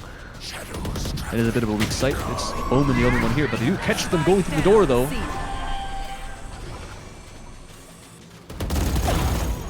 You could easily eject though here, Anton. I'm just watching this round unfold and seeing just what Copium Addict's able to pick up in terms of value. I mean, that is just really good. Luke the Legend, Odin Maestro, Copium, sorry, also contributing equally well to UTK's success here. Timeout pops here from Aaron. Too little, too late is the question, Anton. What do you think? There's definitely a chance. Like, UTK need 2 rounds to win. There is a buffer. It might be the smallest buffer in the world, but there's a buffer. Even though Texas State, this round, the economy is pretty broken. They have 1.9 on their lowest player, which is Okarin, and 3.4 on their highest player, which is Aaron. There's not much to work with, so they're going to have to talk over the next couple rounds what to do. Tennessee, their defense has been pretty much one of 2 things. It's either Vicious just getting kills and popping off, or Luke, lately, he's actually been running up and taking a lot of space and getting kills to the Odin. And it is hard to get around Odins, right? Like, not many people run them. It's definitely quite a niche gun, even though it is very underrated in my opinion. But Luke, now you have to deal with it. Like, you have no choice. It's going to be existent for the next couple rounds, no matter if you win or lose. So Luke is going to have a machine gun until the end of the half. So Texas State are going to have to find some way of displacing him, of maybe killing him without having to take a fight, or insta-killing him, because the Odin cannot one-hit headshot, so you could just aim diff him if you really wanted to. If you could, like, that's up to player ability as well. So TSU now, no guns. They only have sheriffs. So again, they have to talk about the next couple rounds instead of just this one. Maybe farm some alts. Aaron is able to perhaps get the lockdown in, but by round 24 at least, no matter what. So at least they have something to work with, but right now they're just looking towards this A site, probably looking to farm up some orbs for anyone else, maybe Chief or Maynard. Looking at the door. They do take out the Odin, which is a good start, but Copium takes 2 in return and trades 1 back. Chief able to find that, so it's still 2-on-3. Here comes now for Cape Town, already in position. Rolling Thunder, locked, loaded, signed, sealed, and delivered. Here we go. Goes for the swing as well. Aaron going for the pogo stick approach, can't get away from the crosshairs of that breach here. Chief low HP, gets swung up in the front, and this is just unfortunate as can be. Now it's down to Vicious in the 1v1. The clutch Maestro. What is it with the Odin this evening? Popping off for both the attack and the defense. This time, not only do they take care of the Odin first by overwhelming him, but also they remove the Odin from the enemy's hands, use it for their own good, and Maynard actually drops it for one of the rifles, so he doesn't even want to go for that in this round. But once again, like I mentioned, he's going to have the Odin every single round. There's no rounds that they can lose where he will not have a buy, so Luke is going to have another one. They have to deal with that again. They did a great job in the previous round where they sent pretty much 5 players into his face. Chief tried his best to take any kills back, but the 1v1 at the end, literally any of those kills could have turned the tide, so very nicely done from both these teams. TSU even it up with 3 ults in their pocket, as opposed to Tennessee's only 2. And Vicious very far away from the tour de force as well, so this could be a bit of an issue for the defense if he doesn't get a lot of, like, literally just get a lot of kills. I don't think he's going to be farming orbs. None of them have been really going for some orb plays towards C, maybe towards A, but this is not what's happening right now. So Texas State having free reign of a lot of the map, going for a B split very soon. This is going to hit 3 people with the Nightfall right to the door. There's an op shot from Vicious, though. That's a good start. Yeah, super good start. It's going to put a halt to this push, at least for a second or two, but Chief realizes and says, yo, we got to get going in here. Luke's in sight. Luke is just in sight, planting solo. No one is helping or watching anything, and planting might have been the only solution, but not the best solution. As the Bobcats fall down, they lose the spike indeed. Copiamatic repositions here, and it's down to Maynard. Does have the ultimate, so could easily go and get it. So maybe this was the plan all along, but still unfortunate to lose that phase so early on in the round. No way. No way, Anton. Well, this round might be done. There are 20 seconds. I haven't seen an Omen miss since I played Omen.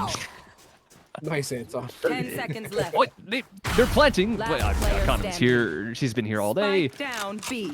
That's a bit tough. It is unlucky. Maybe he panicked a little bit there. I think he thought that maybe, yeah, there is just some moves going on. A bit shaky. Not landing the mouse on the correct spot. So it's kind of rough to say that is the turning point of the round, but it might kind of be the turning point of the round. Tennessee up to match point now. Only 1 left to be able to take the map. And their opponents of Texas State on one of the worst buys we've seen. 2 Guardians and a Stinger. 1 ult in the hands of Aaron. So they can do something. Aaron's ult is probably one of the most important on this entire map right now. The only Killjoy that exists in the server. So very impactful. There is an Omen ult on the other side, but no one else even close on this. Vicious gets a 3K, which is not out of the realms of possibility, but luckily for Texas State, they are not looking at his sights at the start. Towards A, first off, able to take a lot of map control. I could get an orb if they really want to, but it's not really going to do much. Smoke's going to come down from economy, though. So this should be quite a bit of delay. They could opt to pivot towards B, but they have no map control towards B main. They don't really have anyone pressuring there. So it does look like they're really going to want to commit towards this. Luke here looking for some pop shots out of tree room. I was high-key waiting for one of those to connect, but this look at A is kind of fizzled out as we have some motion towards B. Do they come for the flank? Is that the intention, or is B the final focus? Aaron here going to send the lockdown, perhaps be the bait to funnel everyone out of B and into the crosshairs of those at A long, but so far it's looking very turbulent. This close proximity battle yields a trade and does permit to take in through door. I like this strat coming out from the Bobcats. Good try at a defense from Tennessee, having 1 player inside Link and the spam through the wall. Even Okran might be able to catch someone on the rotate, but not quite. Texas State now in a world of hurt. 2 players left alive. They are able to get out towards the C site with the spike in hands this time. Thank goodness for them. Smoke to cover their tracks. Where do they decide to plant? It looks like it's for the defender spawn where only 1 player is present. The spam is not going to connect. Very good choice by both these guys to try and take the space. Cape Town, he's too fast for them though, and almost gets both Aaron in a 1v2. Not quick enough for the Odin. Luke closes out the map. Luke on Tennessee's side, mind you. That's the map 13-11. GG. What an incredible game, by the way. A superbly good first map. Knoxville, I mean, UTK was just so much fun to watch. They played really well. Piggybacked off the strengths of Vicious, just a very, very stellar individual player, but they leaned into those strengths really well and worked so well as a team.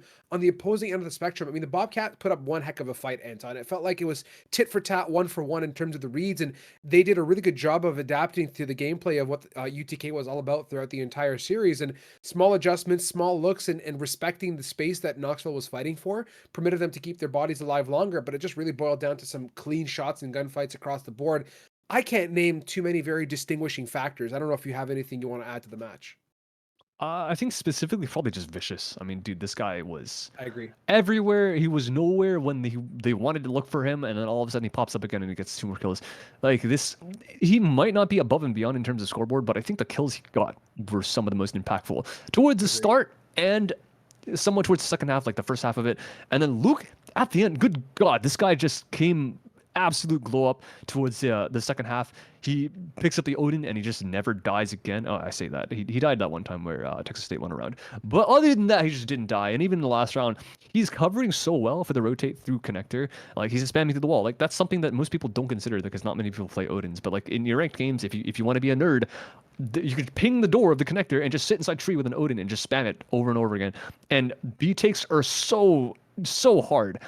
I think the only reason they got through is because Chief just sprints after one of his teammates that ends up going down to Vicious, no less, and gets the trade. So they actually did manage to get through, but they took so much damage from that, and everyone else on the B side itself is so locked in that they just it's so difficult. So playing against a team like Tennessee, probably not very fun. But Texas State, they still managed to get 11 rounds, so this is still a close game. Next map is quite different. We have Ascent, which is one of the most standard maps in the pool.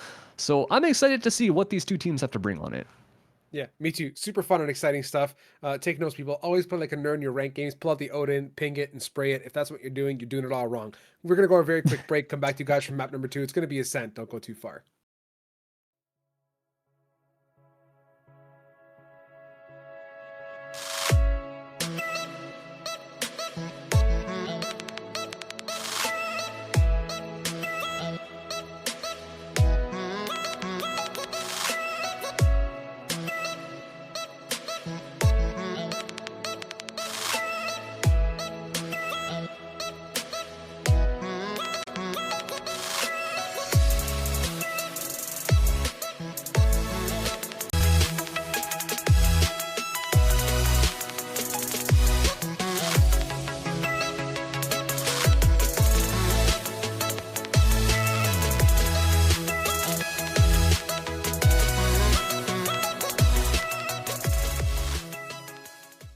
Welcome back, everybody. The series of the evening, the final series of the evening continues. EGFC week number 8, the summation of the fall split. We're going to a tried, tested, true, and play to a pulp map, none other than the Land of Ascent. Anton, it's been a pleasure so far. How do you feel about this next matchup coming up? Where are your marbles at? And coming off of a very, very close and tight Lotus game, I am going to throw a complete coin toss in the air. Both these two teams equally stellar to watch, and I'm really excited to see how they play out on Ascent. Yeah, I could not agree with you more. I mean, this is people say this is gonna be anyone's game. This is literally anyone's game. I don't think there's a definitive win here at all. Both teams played absolutely phenomenally on the map of Lotus.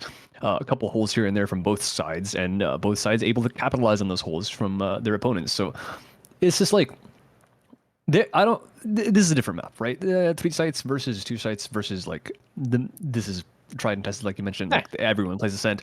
It's been in the game since the game has launched, literally. So this is super standard stuff. It's still very difficult to say. Both teams are shooting straight as well, but I think both these teams are now warmed up. At the start, it was definitely Vicious just owning absolutely everyone on the server towards like the C site with the headhunters. Now both teams have kind of gotten to that same point in terms of how many shots they can hit. So I'm looking forward to see what Tennessee are going to be able to do on the early days of their offense, considering the fact that the first half of that map was actually 6-6.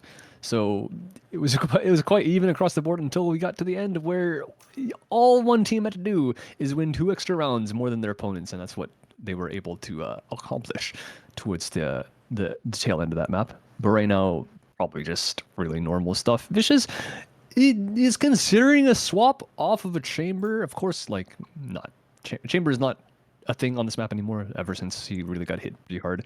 2 teleports to 1, that's when you really saw it change. Even before that, you didn't run chamber on this map ever. You always had a jet. So now Copiumatic is going to hop over to that from the Rays.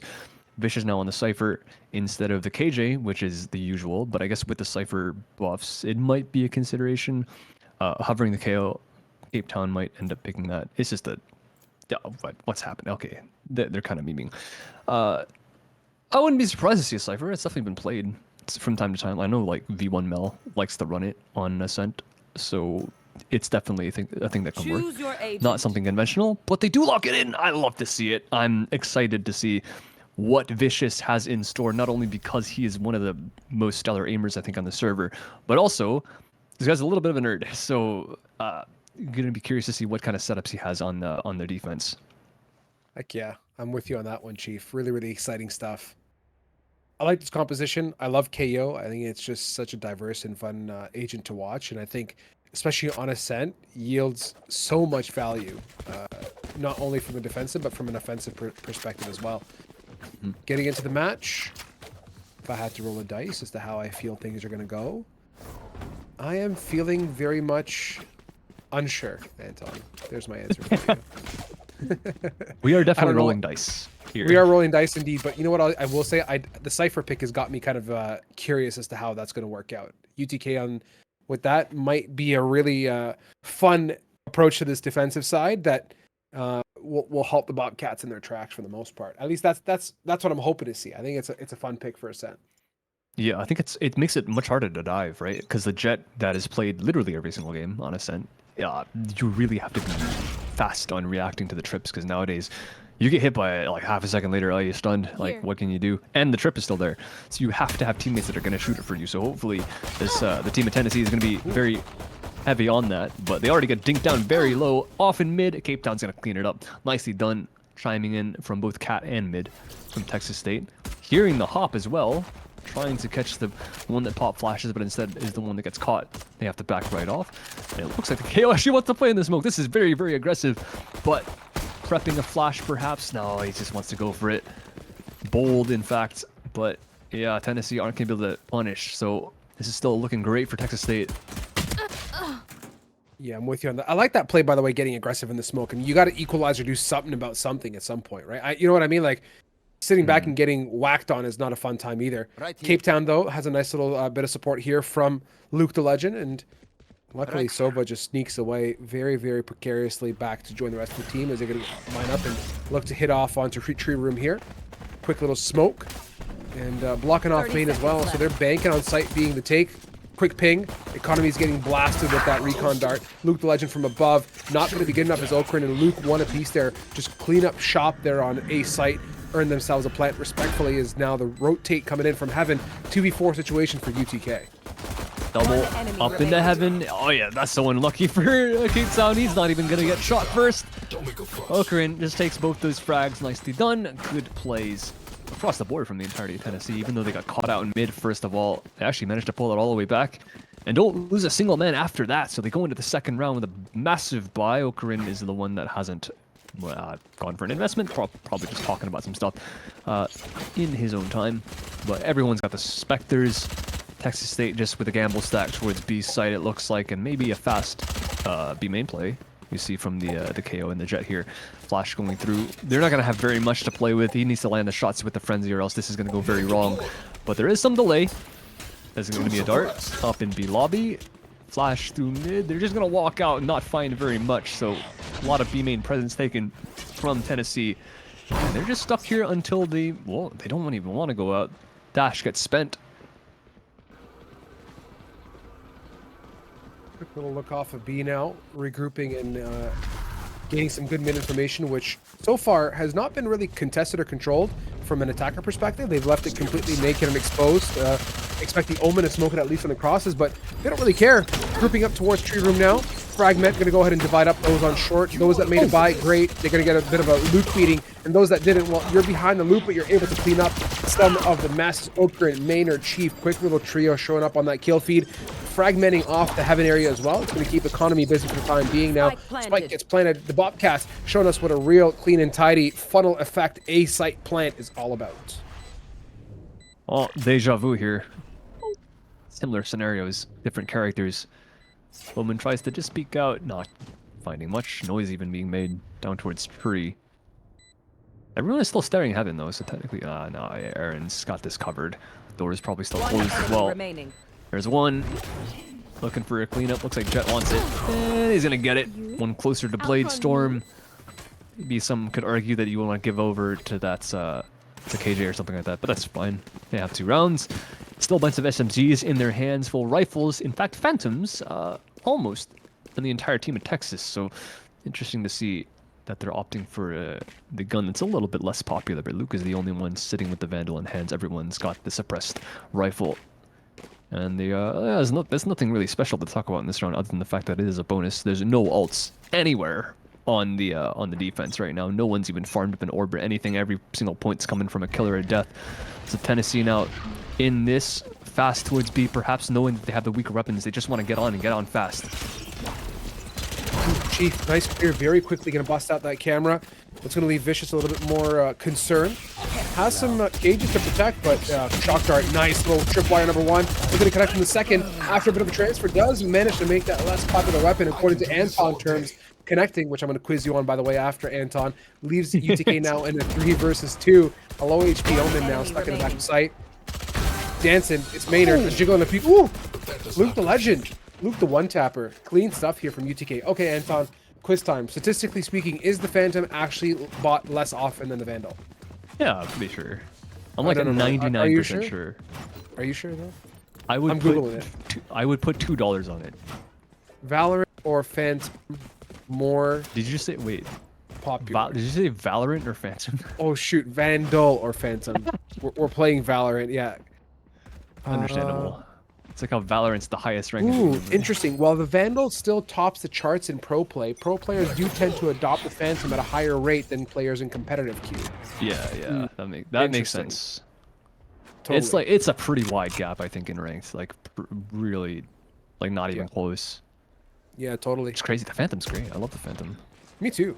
When things aren't feeling so jivey, going to a Phantom's not a bad option, you know? Try it. Give it a go. Speaking of giving things a go, yeah, there goes the fragment. Hello, good morning, Luke. Okrin, quick little trade out as well. That's a nice little happy response back. Getting aggressive, looking for the transfer, unable to do that. Indeed, now 1s and 2s across the map on short and long A. A lot of opportunity with a minute plus on the clock here to reset, recalibrate, and see where they want to re-hit. Oh man, if Luke had a Phantom there, that might have been a double kill. Just saying. Anyways, on to the round 3v3. Re-smoke. He's gonna have smokes here permanently unless these guys they have to go out sooner, and they do. Economy has got that shot every single day. Double in the round, leaving Chief in a 1v2. Cage to make sure the Jet doesn't sneak his way all the way through. And Cape Town has got his exits. Nicely done from Texas State, taking the second round. And evening up the scoreline is post bonus, so fair enough. One ult for both teams, and this is not. Oh, I say this is where the game starts. Not really. Tennessee are left on a pretty poor bye at this point. That indeed. When you say Tennessee, you mean Texas State, yeah? Wait, do I actually? Did I switch the teams around? Oops. Maybe I missed. Luke, there's a Luke on both teams. That's why there is. That's fine. You're good. I mean, I'd rather help you than let you not know what's going on. I was like, am I seeing cross-eyed? Like, I'm pretty sure my eyes are the right way. Kofi's got eyes in the right way, including crosshairs in the right place, getting 1s and 2s. Quick little shutdown from Okrin. Still a really good value gain from the side of UTK as they're in the running now for a really definitive round. Vader does have a gun in hand, but Luke the Legend is just firing on all cylinders here. That robot running off of nuclear power, wiping up everything in B main for the taking, gives UTK their third round. Very quick on that as well. I mean, they keep the ultimates around. Luke still has the KO ult in play. But the funny part is, they're 3-2 up. Luke has 9 kills. He actually combines to more than the rest of his team. +1. I don't know exactly how that's happened, but I mean, well done, Luke. He's gotten a ultimate and then some. So they haven't needed to use it yet. None of the rest of his team has gotten the opportunity to even get close so far. There still no orbs being farmed in the defense. It's really up to Texas State to have that stuff under lock and key, and it looks like they have done just that because there are 3 ults ready for their team, which they should be using fairly soon. There goes one before the knife goes through. Nice job from Okrin to react in time. And right into the site. He has some leeway. Can't go down first. He's actually going to be closing the door before anyone else falls. Chief even reacts to the player beside so fast. Can't react to Vicious though. And then Okrin has to be the one to take him down. Love the usage of that fragment, by the way. Again, showing what KO is all about. Ooh, Cape Town getting a bit of a dinky on the way out. Stuck in sight now, waiting for some help here. At Generator, got to be careful of Luke down below. They have no awareness of that situation. Hard shot that there's another person in hell, but where does Luke go? Luke getting aggressive on the copium opportunity. Falls a little bit short to it. And UTK just so good at turning the turning rounds around on a whim, basically, and playing such clean retakes. Yeah, one by one. I mean, they just find the kills. Copiumatic, we've seen him time and time again. Oh, I said it. I actually said the word. Sorry, but we've seen him multiple different rounds in this map as well as last. He just gets like double kills. Like he's just good for 2. It's just like vicious kind of. But Copium's good on that as well. And the Jet this time just walks into sight, removes the player in Gen, walks even deeper, takes another kill, and then all of a sudden you're left alone in A main, being like, where'd the rest of my team go? And then you just get peeked by a Sova. So very nicely done from the entirety of Tennessee. Now stacking up these ultimates, 3 ready for themselves this time, and 1 closer for Cape Town. Fast in the mid. The flash actually does land, but the kill's not gonna come through. Even finds another opportunity, but can't manage to find any kills. In fact, does actually get caught off by Chief. Trade happens very, very late, but it's still back and forth for both teams. Heavily in favor of the defense at this point. Big flash going through, tries to claim the last, and Luke comes out with 4. Luke just locking down middle, and this is what UTK, I think, is doing superbly well. Is their ability to fight for space is just bar none, tidy, clean. The Bobcats aren't that good at trading and stopping these pushes, these one-off pushes that the UTK has been delivering to them, and especially at middle towards tiles. Like, it's not something that you should be abusing round in and round out as a defender, but it's now and again a good opportunity to venture in, right? Get right into like you need at top mid and feel confident to peek down into tiles and to get information on B and or multitude of picks off of grass, for example. Yeah, and they're finally deciding to never having to deal with that again. There's players on Cat. And top mid as well, mind you, from Texas State. That's the way you counter this. Literally have people at top mid. It's not smoke, so they have full vision. And Tennessee not opting for that this time. They just keep 3 on the side of A itself with a weaker B for the retake. But they have the op here, just in case. Gets flashed off. Not sure if Maynard actually caught a shoulder there. But gonna go for a repeat. Copium is so darn fast. Luke even helps him out by taking out a player all the way on Catwalk itself. Economy is holding this down just the same. And with that op kill, there goes the spike. It is confirmed down, and it looks like they have full control over it as they're pushing all the way into A main. The op watching close, and Luke even for the bait, just in case they need. He actually goes down, but Copium has the shot anyways. Dashes up, he's so confident. Can he find the frag? Op shot's gonna go wide now. That gives Aaron a chance. 40 seconds is going to be a hard press attempt here. Vicious is feeling super aggressive. Yeah, it does the damage. That's 87 in the bank. A dink comes out. That's where the Phantom. You wish it wasn't a Phantom. They recover the Operator as well. This is financially, round-wise, everything just what UTK ordered on the specials menu for the evening. Nicely done. Oh my god, the op shot's even so fast from Copium Addict. Mention that every single time you see one of these guys with the sniper. Faster than I could even do. Ever that I could do. But 4 ults for him. He's got blades if he needs. If he wants a backup for the op. Luke has the KO ulti as well. Vicious with some info. Economy also with some info. That's a lot of info also on the defense. But Cape Town is 1 off the Hunter's Fury. So there's a lot of stuff going for Tennessee right now. They're snowballing so hard. Texas State haven't been able to find a way into any of these sites, and they're barely able to get like into the mains, even like into B main sometimes, but they've been stopped at mid. They've been stopped in A main. This time they're stopped at top mid. They have a wide flank from Luke, and even getting another kill. Vicious and is on top again. They're not even checking. Luke is playing around the world. He's flanking them from their spawn. What is happening? Yeah, it's very difficult to deal with things happening 360 degrees around you, you know, in every orientation. I mean, not necessarily, you know what I mean? Everything but under the ground at this point. Tennessee Knoxville are playing all avenues so well. And you can see that the Bobcats are, again, having to go back to the drawing board now financially, especially, and deal with a very, very rough buy. They're running out of landing space here, or landing strip, Anton. As we teeter on the half point, they're going to have to pull a couple more pieces together. I personally don't feel comfortable with a 2-round cushion on a half switch. I don't think it's enough to make mistakes and be able to recover from them. Yeah, like maybe this is the map where you would be the most comfortable, but like against this kind of team with this kind of form, Copium is solo walking up B main with an op, and is playing aim labs in mid. There's nothing to say. They want to win. They want to win right now. Yeah, so confident. I mean, look at Luke the Legend, BTW, 21-5, just on the top of that scoreboard like it's just easy, like 2 free. Timeout comes out.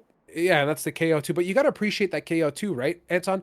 from an initiator perspective, being able to flash for yourself and peek out of short like that, you rightfully earn your position in mid.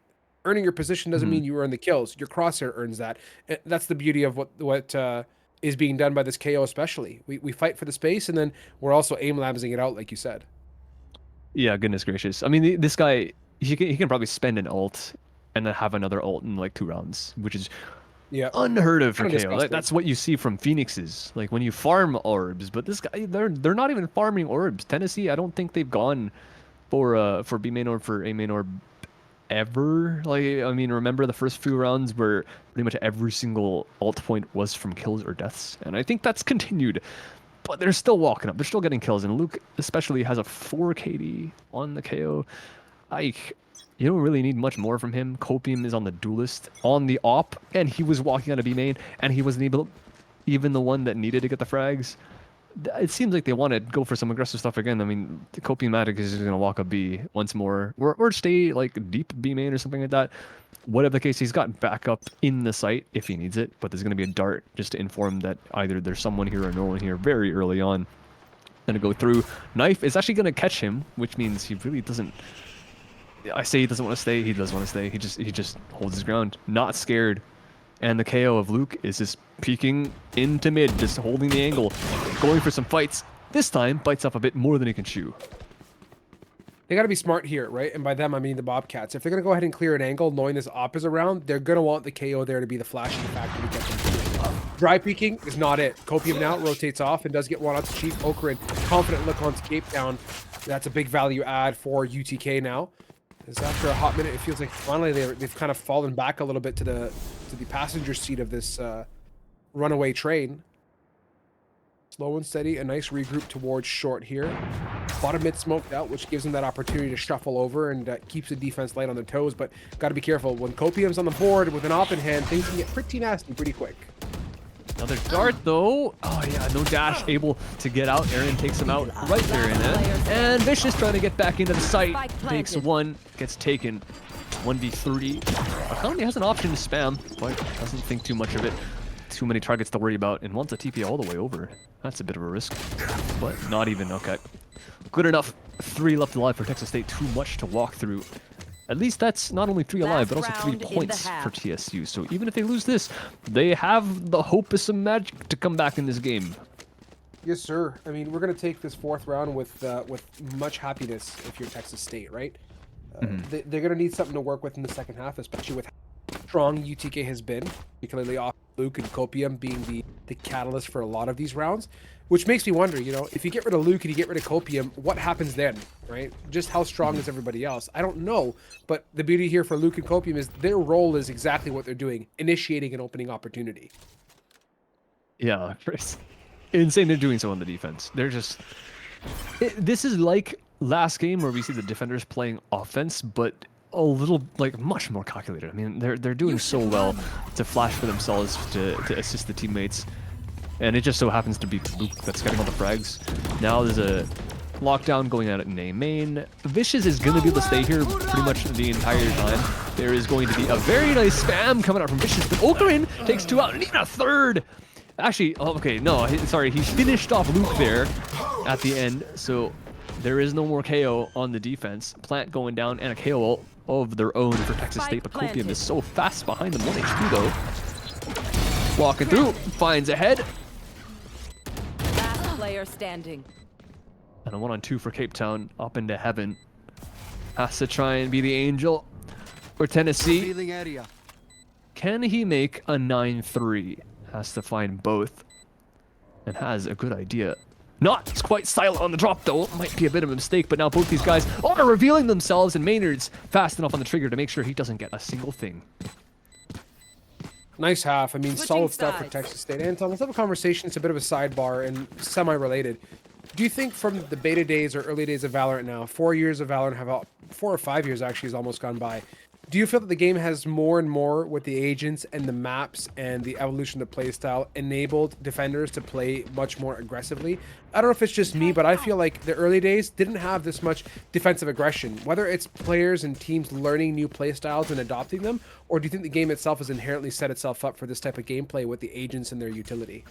Oh, it's both. 100% it's both. It's both teams, like teams and players understanding agent kits more. It's understanding synergies more, and also, I mean, like we didn't have KO when the game first came out. We didn't have KJ. We didn't have like a lot of this stuff. So, yeah, no, 100%. There's a lot of changes even with the default agent. So it's both aspects leading to teams on the defense being so much more comfortable to just take initiative and do things and make things happen instead of just sitting on the site and waiting, because this is what happens when you sit on the site and wait. Copium just runs in, gets an insta headshot. Luke now blinded up, has to try and hold against 4.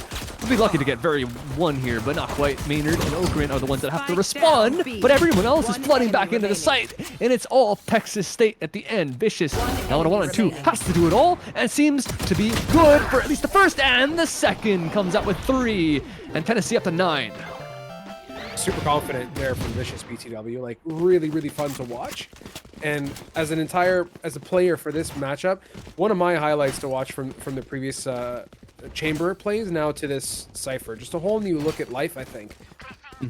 University of Tennessee Knoxville is very, very good at leaning into their strengths. I'll leave it at that, right? Vicious is very, very clutch. Luke the Legend and Copium are just catalysts for success all across the board. And in Cape Town, I mean, the scoreboard says 3 and 7 with economy, but they're supporting roles. They're doing their job, offering the opportunities for those stellar mouse oneers to get in and get the job done.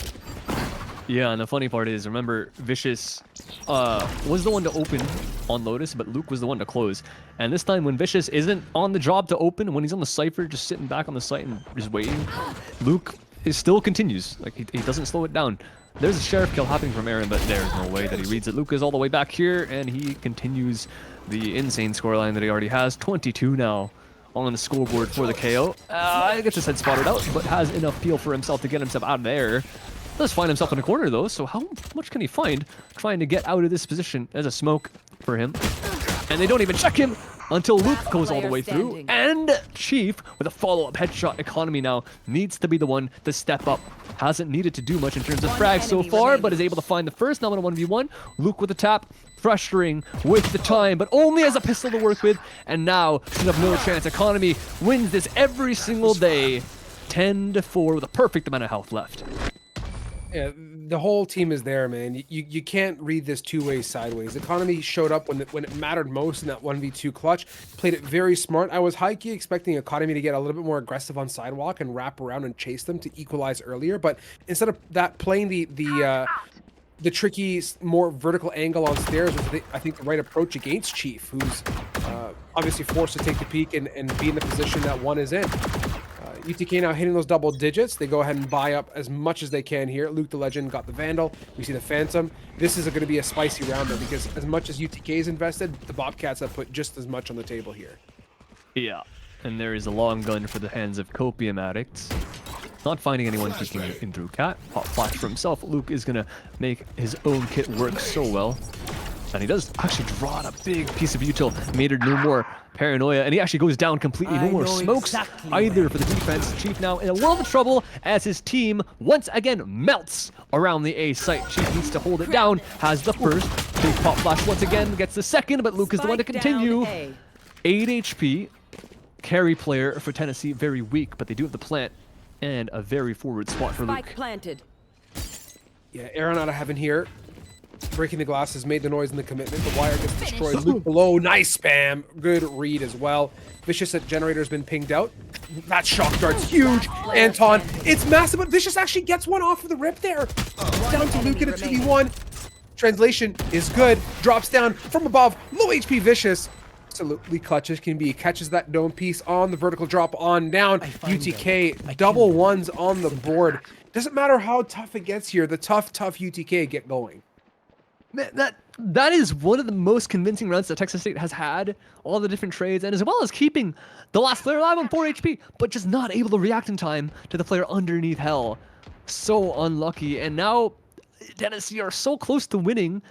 And given Texas's economy, this might be a little bit of a cakewalk for them considering how they've already been playing so darn well on the side of Tennessee. They're up against a couple rifles, a Judge, a Sheriff in the hands of Aaron. Luke has a Stinger. There is not much to work with on the defense right now, and Tennessee are not afraid. They're walking straight up. They're slowed down a little bit, but the KJ util, normal to put it in mid to make sure that no one can get past, but they just wait it out, and they go right towards this B site where there's only 2 people here. Main is going to be cleared, but Chief does get one. Copium gets deleted. So there is a little bit of a slowdown, and everyone now is kind of stuck in market until Luke finds a way out. Yeah, had there been one more only smoke to block off spawn, Chief would have been rendered useless, like what you're seeing right now. Falling away, Aaron in sight does get one onto Luke the Legend with that Sheriff. A few times here coming out of stairs. This crossfire is going to be good on sight, but not going to work out there as Aaron his first picks with Luke now stuck in the back of sight with a Stinger. And hopes and dreams does translate into Uno with nothing to follow up there is Vicious lining it up. Maynard superbly great coming out of market. It's down to Cape Town. Crosshair in the right neighborhood, but Maynard shot is just one step ahead of the game. Gives UTK gives the Texas State Bobcats their first round on this half. My goodness, Luke at the backside of B. That is one of the biggest kills in this game. Like, he might not have very many, but the ones that he has, massive in terms of impact. The fact that he got one there with the Stinger at all, like, he should, in no way does he have the right to even get a single kill. But he gets the one, trades the one up. Excuse me, he gets traded out. But with that, he keeps the man count even instead of 1 up for the attack. And that lets the clutch happen all the way from market. 1 versus 1 at the end. Very nicely done from Texas State, but they have to do this so many different times. Okarin tries to get aggressive and even takes Luke out, but unfortunately for him, there's an ult. Luke's going to get right back up. Not a single harm in the world other than the armor, but I'm pretty sure he's going to be fine with that. Has landed all the headshots he needs to, and with the hero gun and another one picked up from the body of Okarin, they're looking to 5-man storm this A site. Here they go. Fragment blocks off the one end. Quick little recon dart forces Chief into the corner. Now stuck at the ticket booth and can't get out. Maynard converts 1, 2s, and 3s. Nice bit of utility usage there from that KO. Ooh. Hold up. Maynard feeling goopy off that last round. On track for the ace, question mark? You gotta give it to him. I mean, that is such a clean play from Maynard. He just walks in from door. Clip. Yeah, honestly, nicely done from the defense of Texas State. Oh, I say the defense. I mean, he just did that single-handedly. He just all alone, 1 by 1, took every single kill out from door. Yeah, it was an eco. Fine, you can call it an eco ace, but still very like. The Don't matter to me, happening. Anton. An ace, man. I'll take that all day, you know what I mean?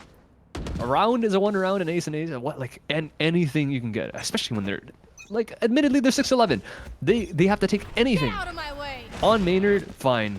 They have some information in terms of the ulti, more money in terms of what they can buy up in the future rounds. Now, Kopi-Matic is the one that is a little bit broke. He needs to pull out the blades, which is quite good for Tennessee. They have full buy with the Blade Storm and a couple more ults if they need it. But 4-man up this short A. Flash going through for Copium. He's going to find nothing. Everyone's sitting very, very passively on the site itself. Maynard takes one out from heaven, wants to continue the streak from before, but Chief is the one that takes the second kill, and Maynard even follows up with Luke. Of course, it is Luke always to get the follow-ups for the side of Tennessee, and it's a 2 versus 3 to try and hold off. Luke the Legend hopping on up here. Oh, that was close. This position compromised by a thread. Beacon it for the 1, for the 2, for the potential 3rd. Drops away to sight. Such a clutch play from Luke the Legend. Narrowly escaping that recon dart by a fraction of a hair. He says, anything that you can do, I can do better.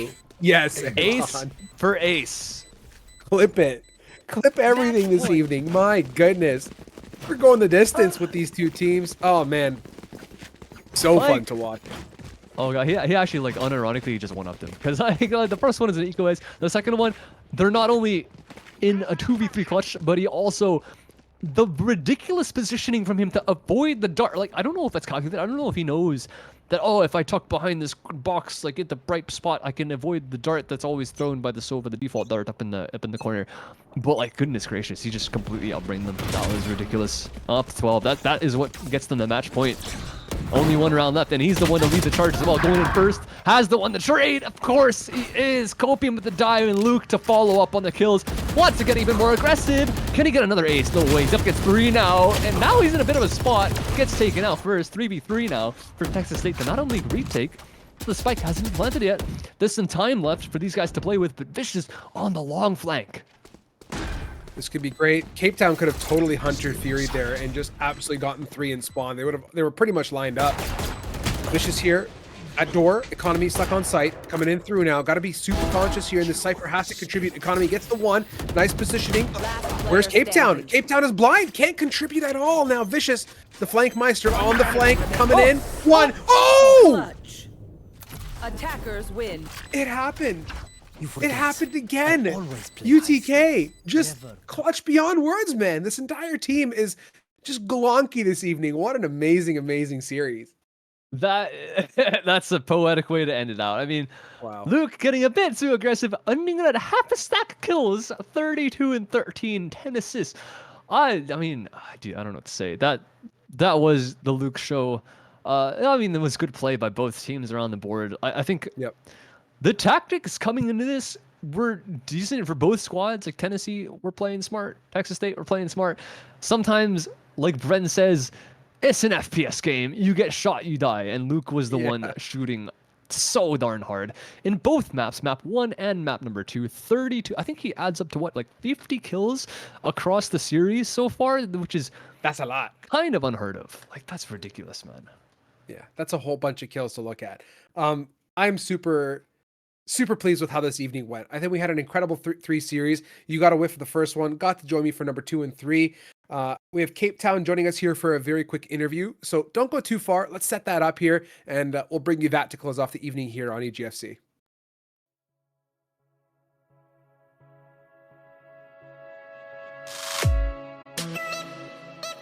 First of all, Cape Town, as we transition over, welcome to the party. Congratulations. You guys played your ass out. So much fun to watch. Thank you. Yeah, so Let's, I mean, Anton, oh, no, go ahead. No, Anton. I think we agree. I'm gonna ask the opener because I want to set the stage for you. I want to give you the right things to work with here. So bear with me, Cape Town. I got to hear this first and foremost before Anton gets in, because I have a feeling Anton likes to dig into the technicals of the game. I want to set up the stage with something a little bit more broad and open ended.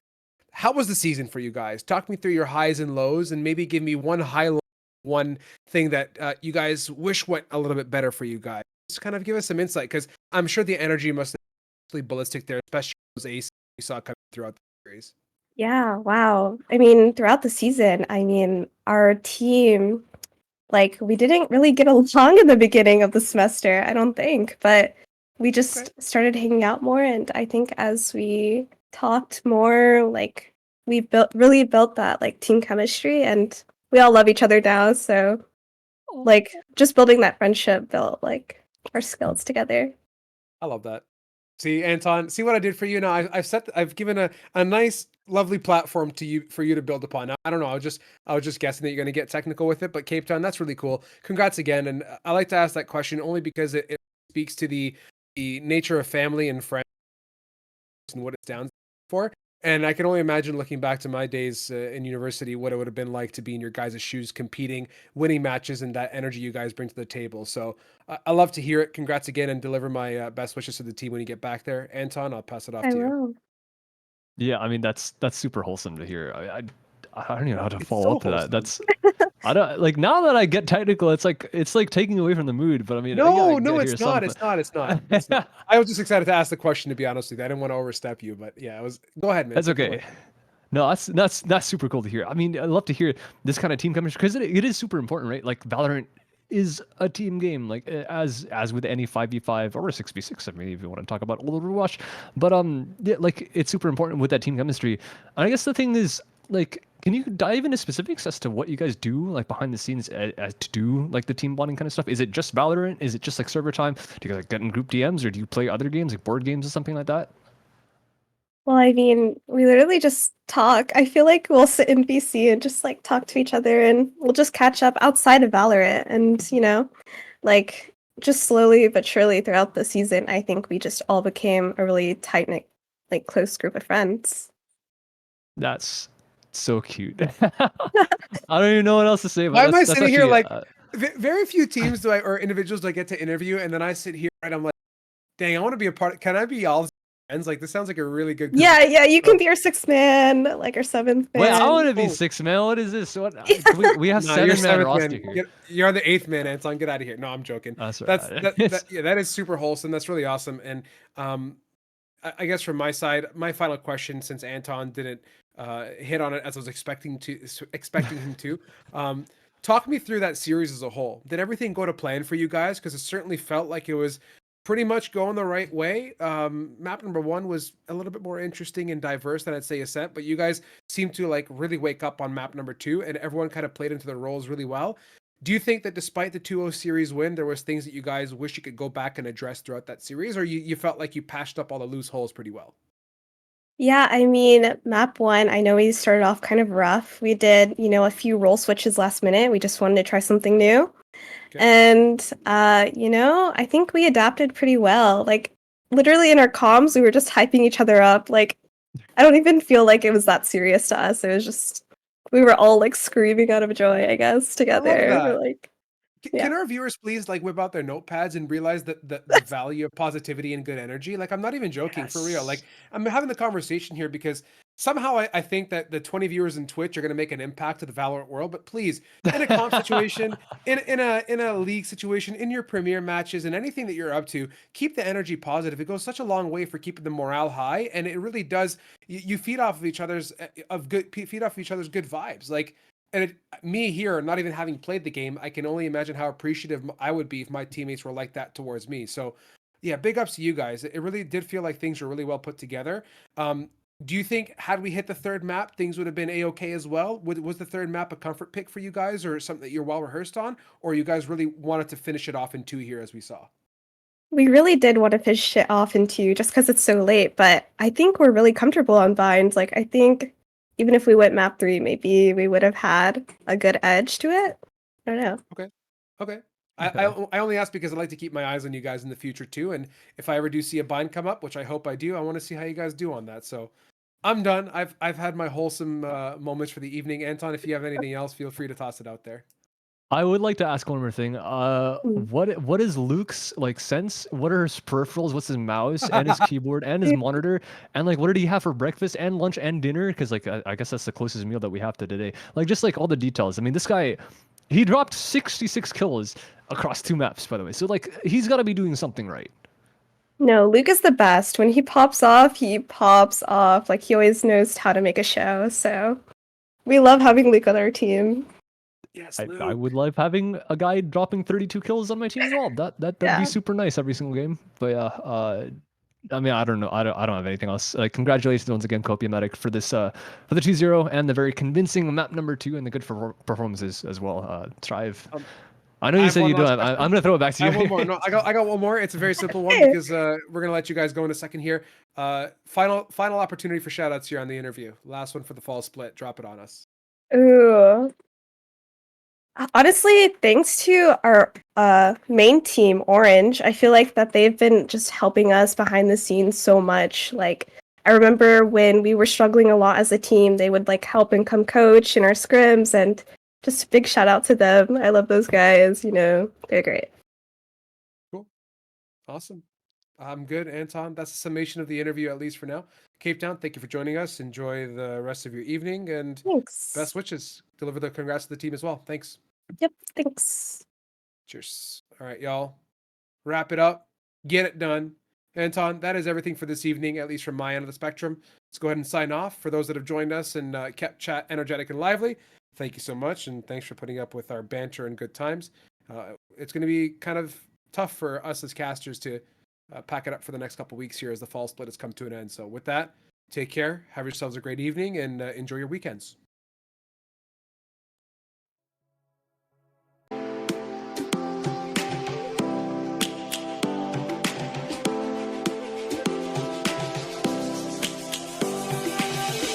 Lions roaring in the morning sun, searching for a longer day.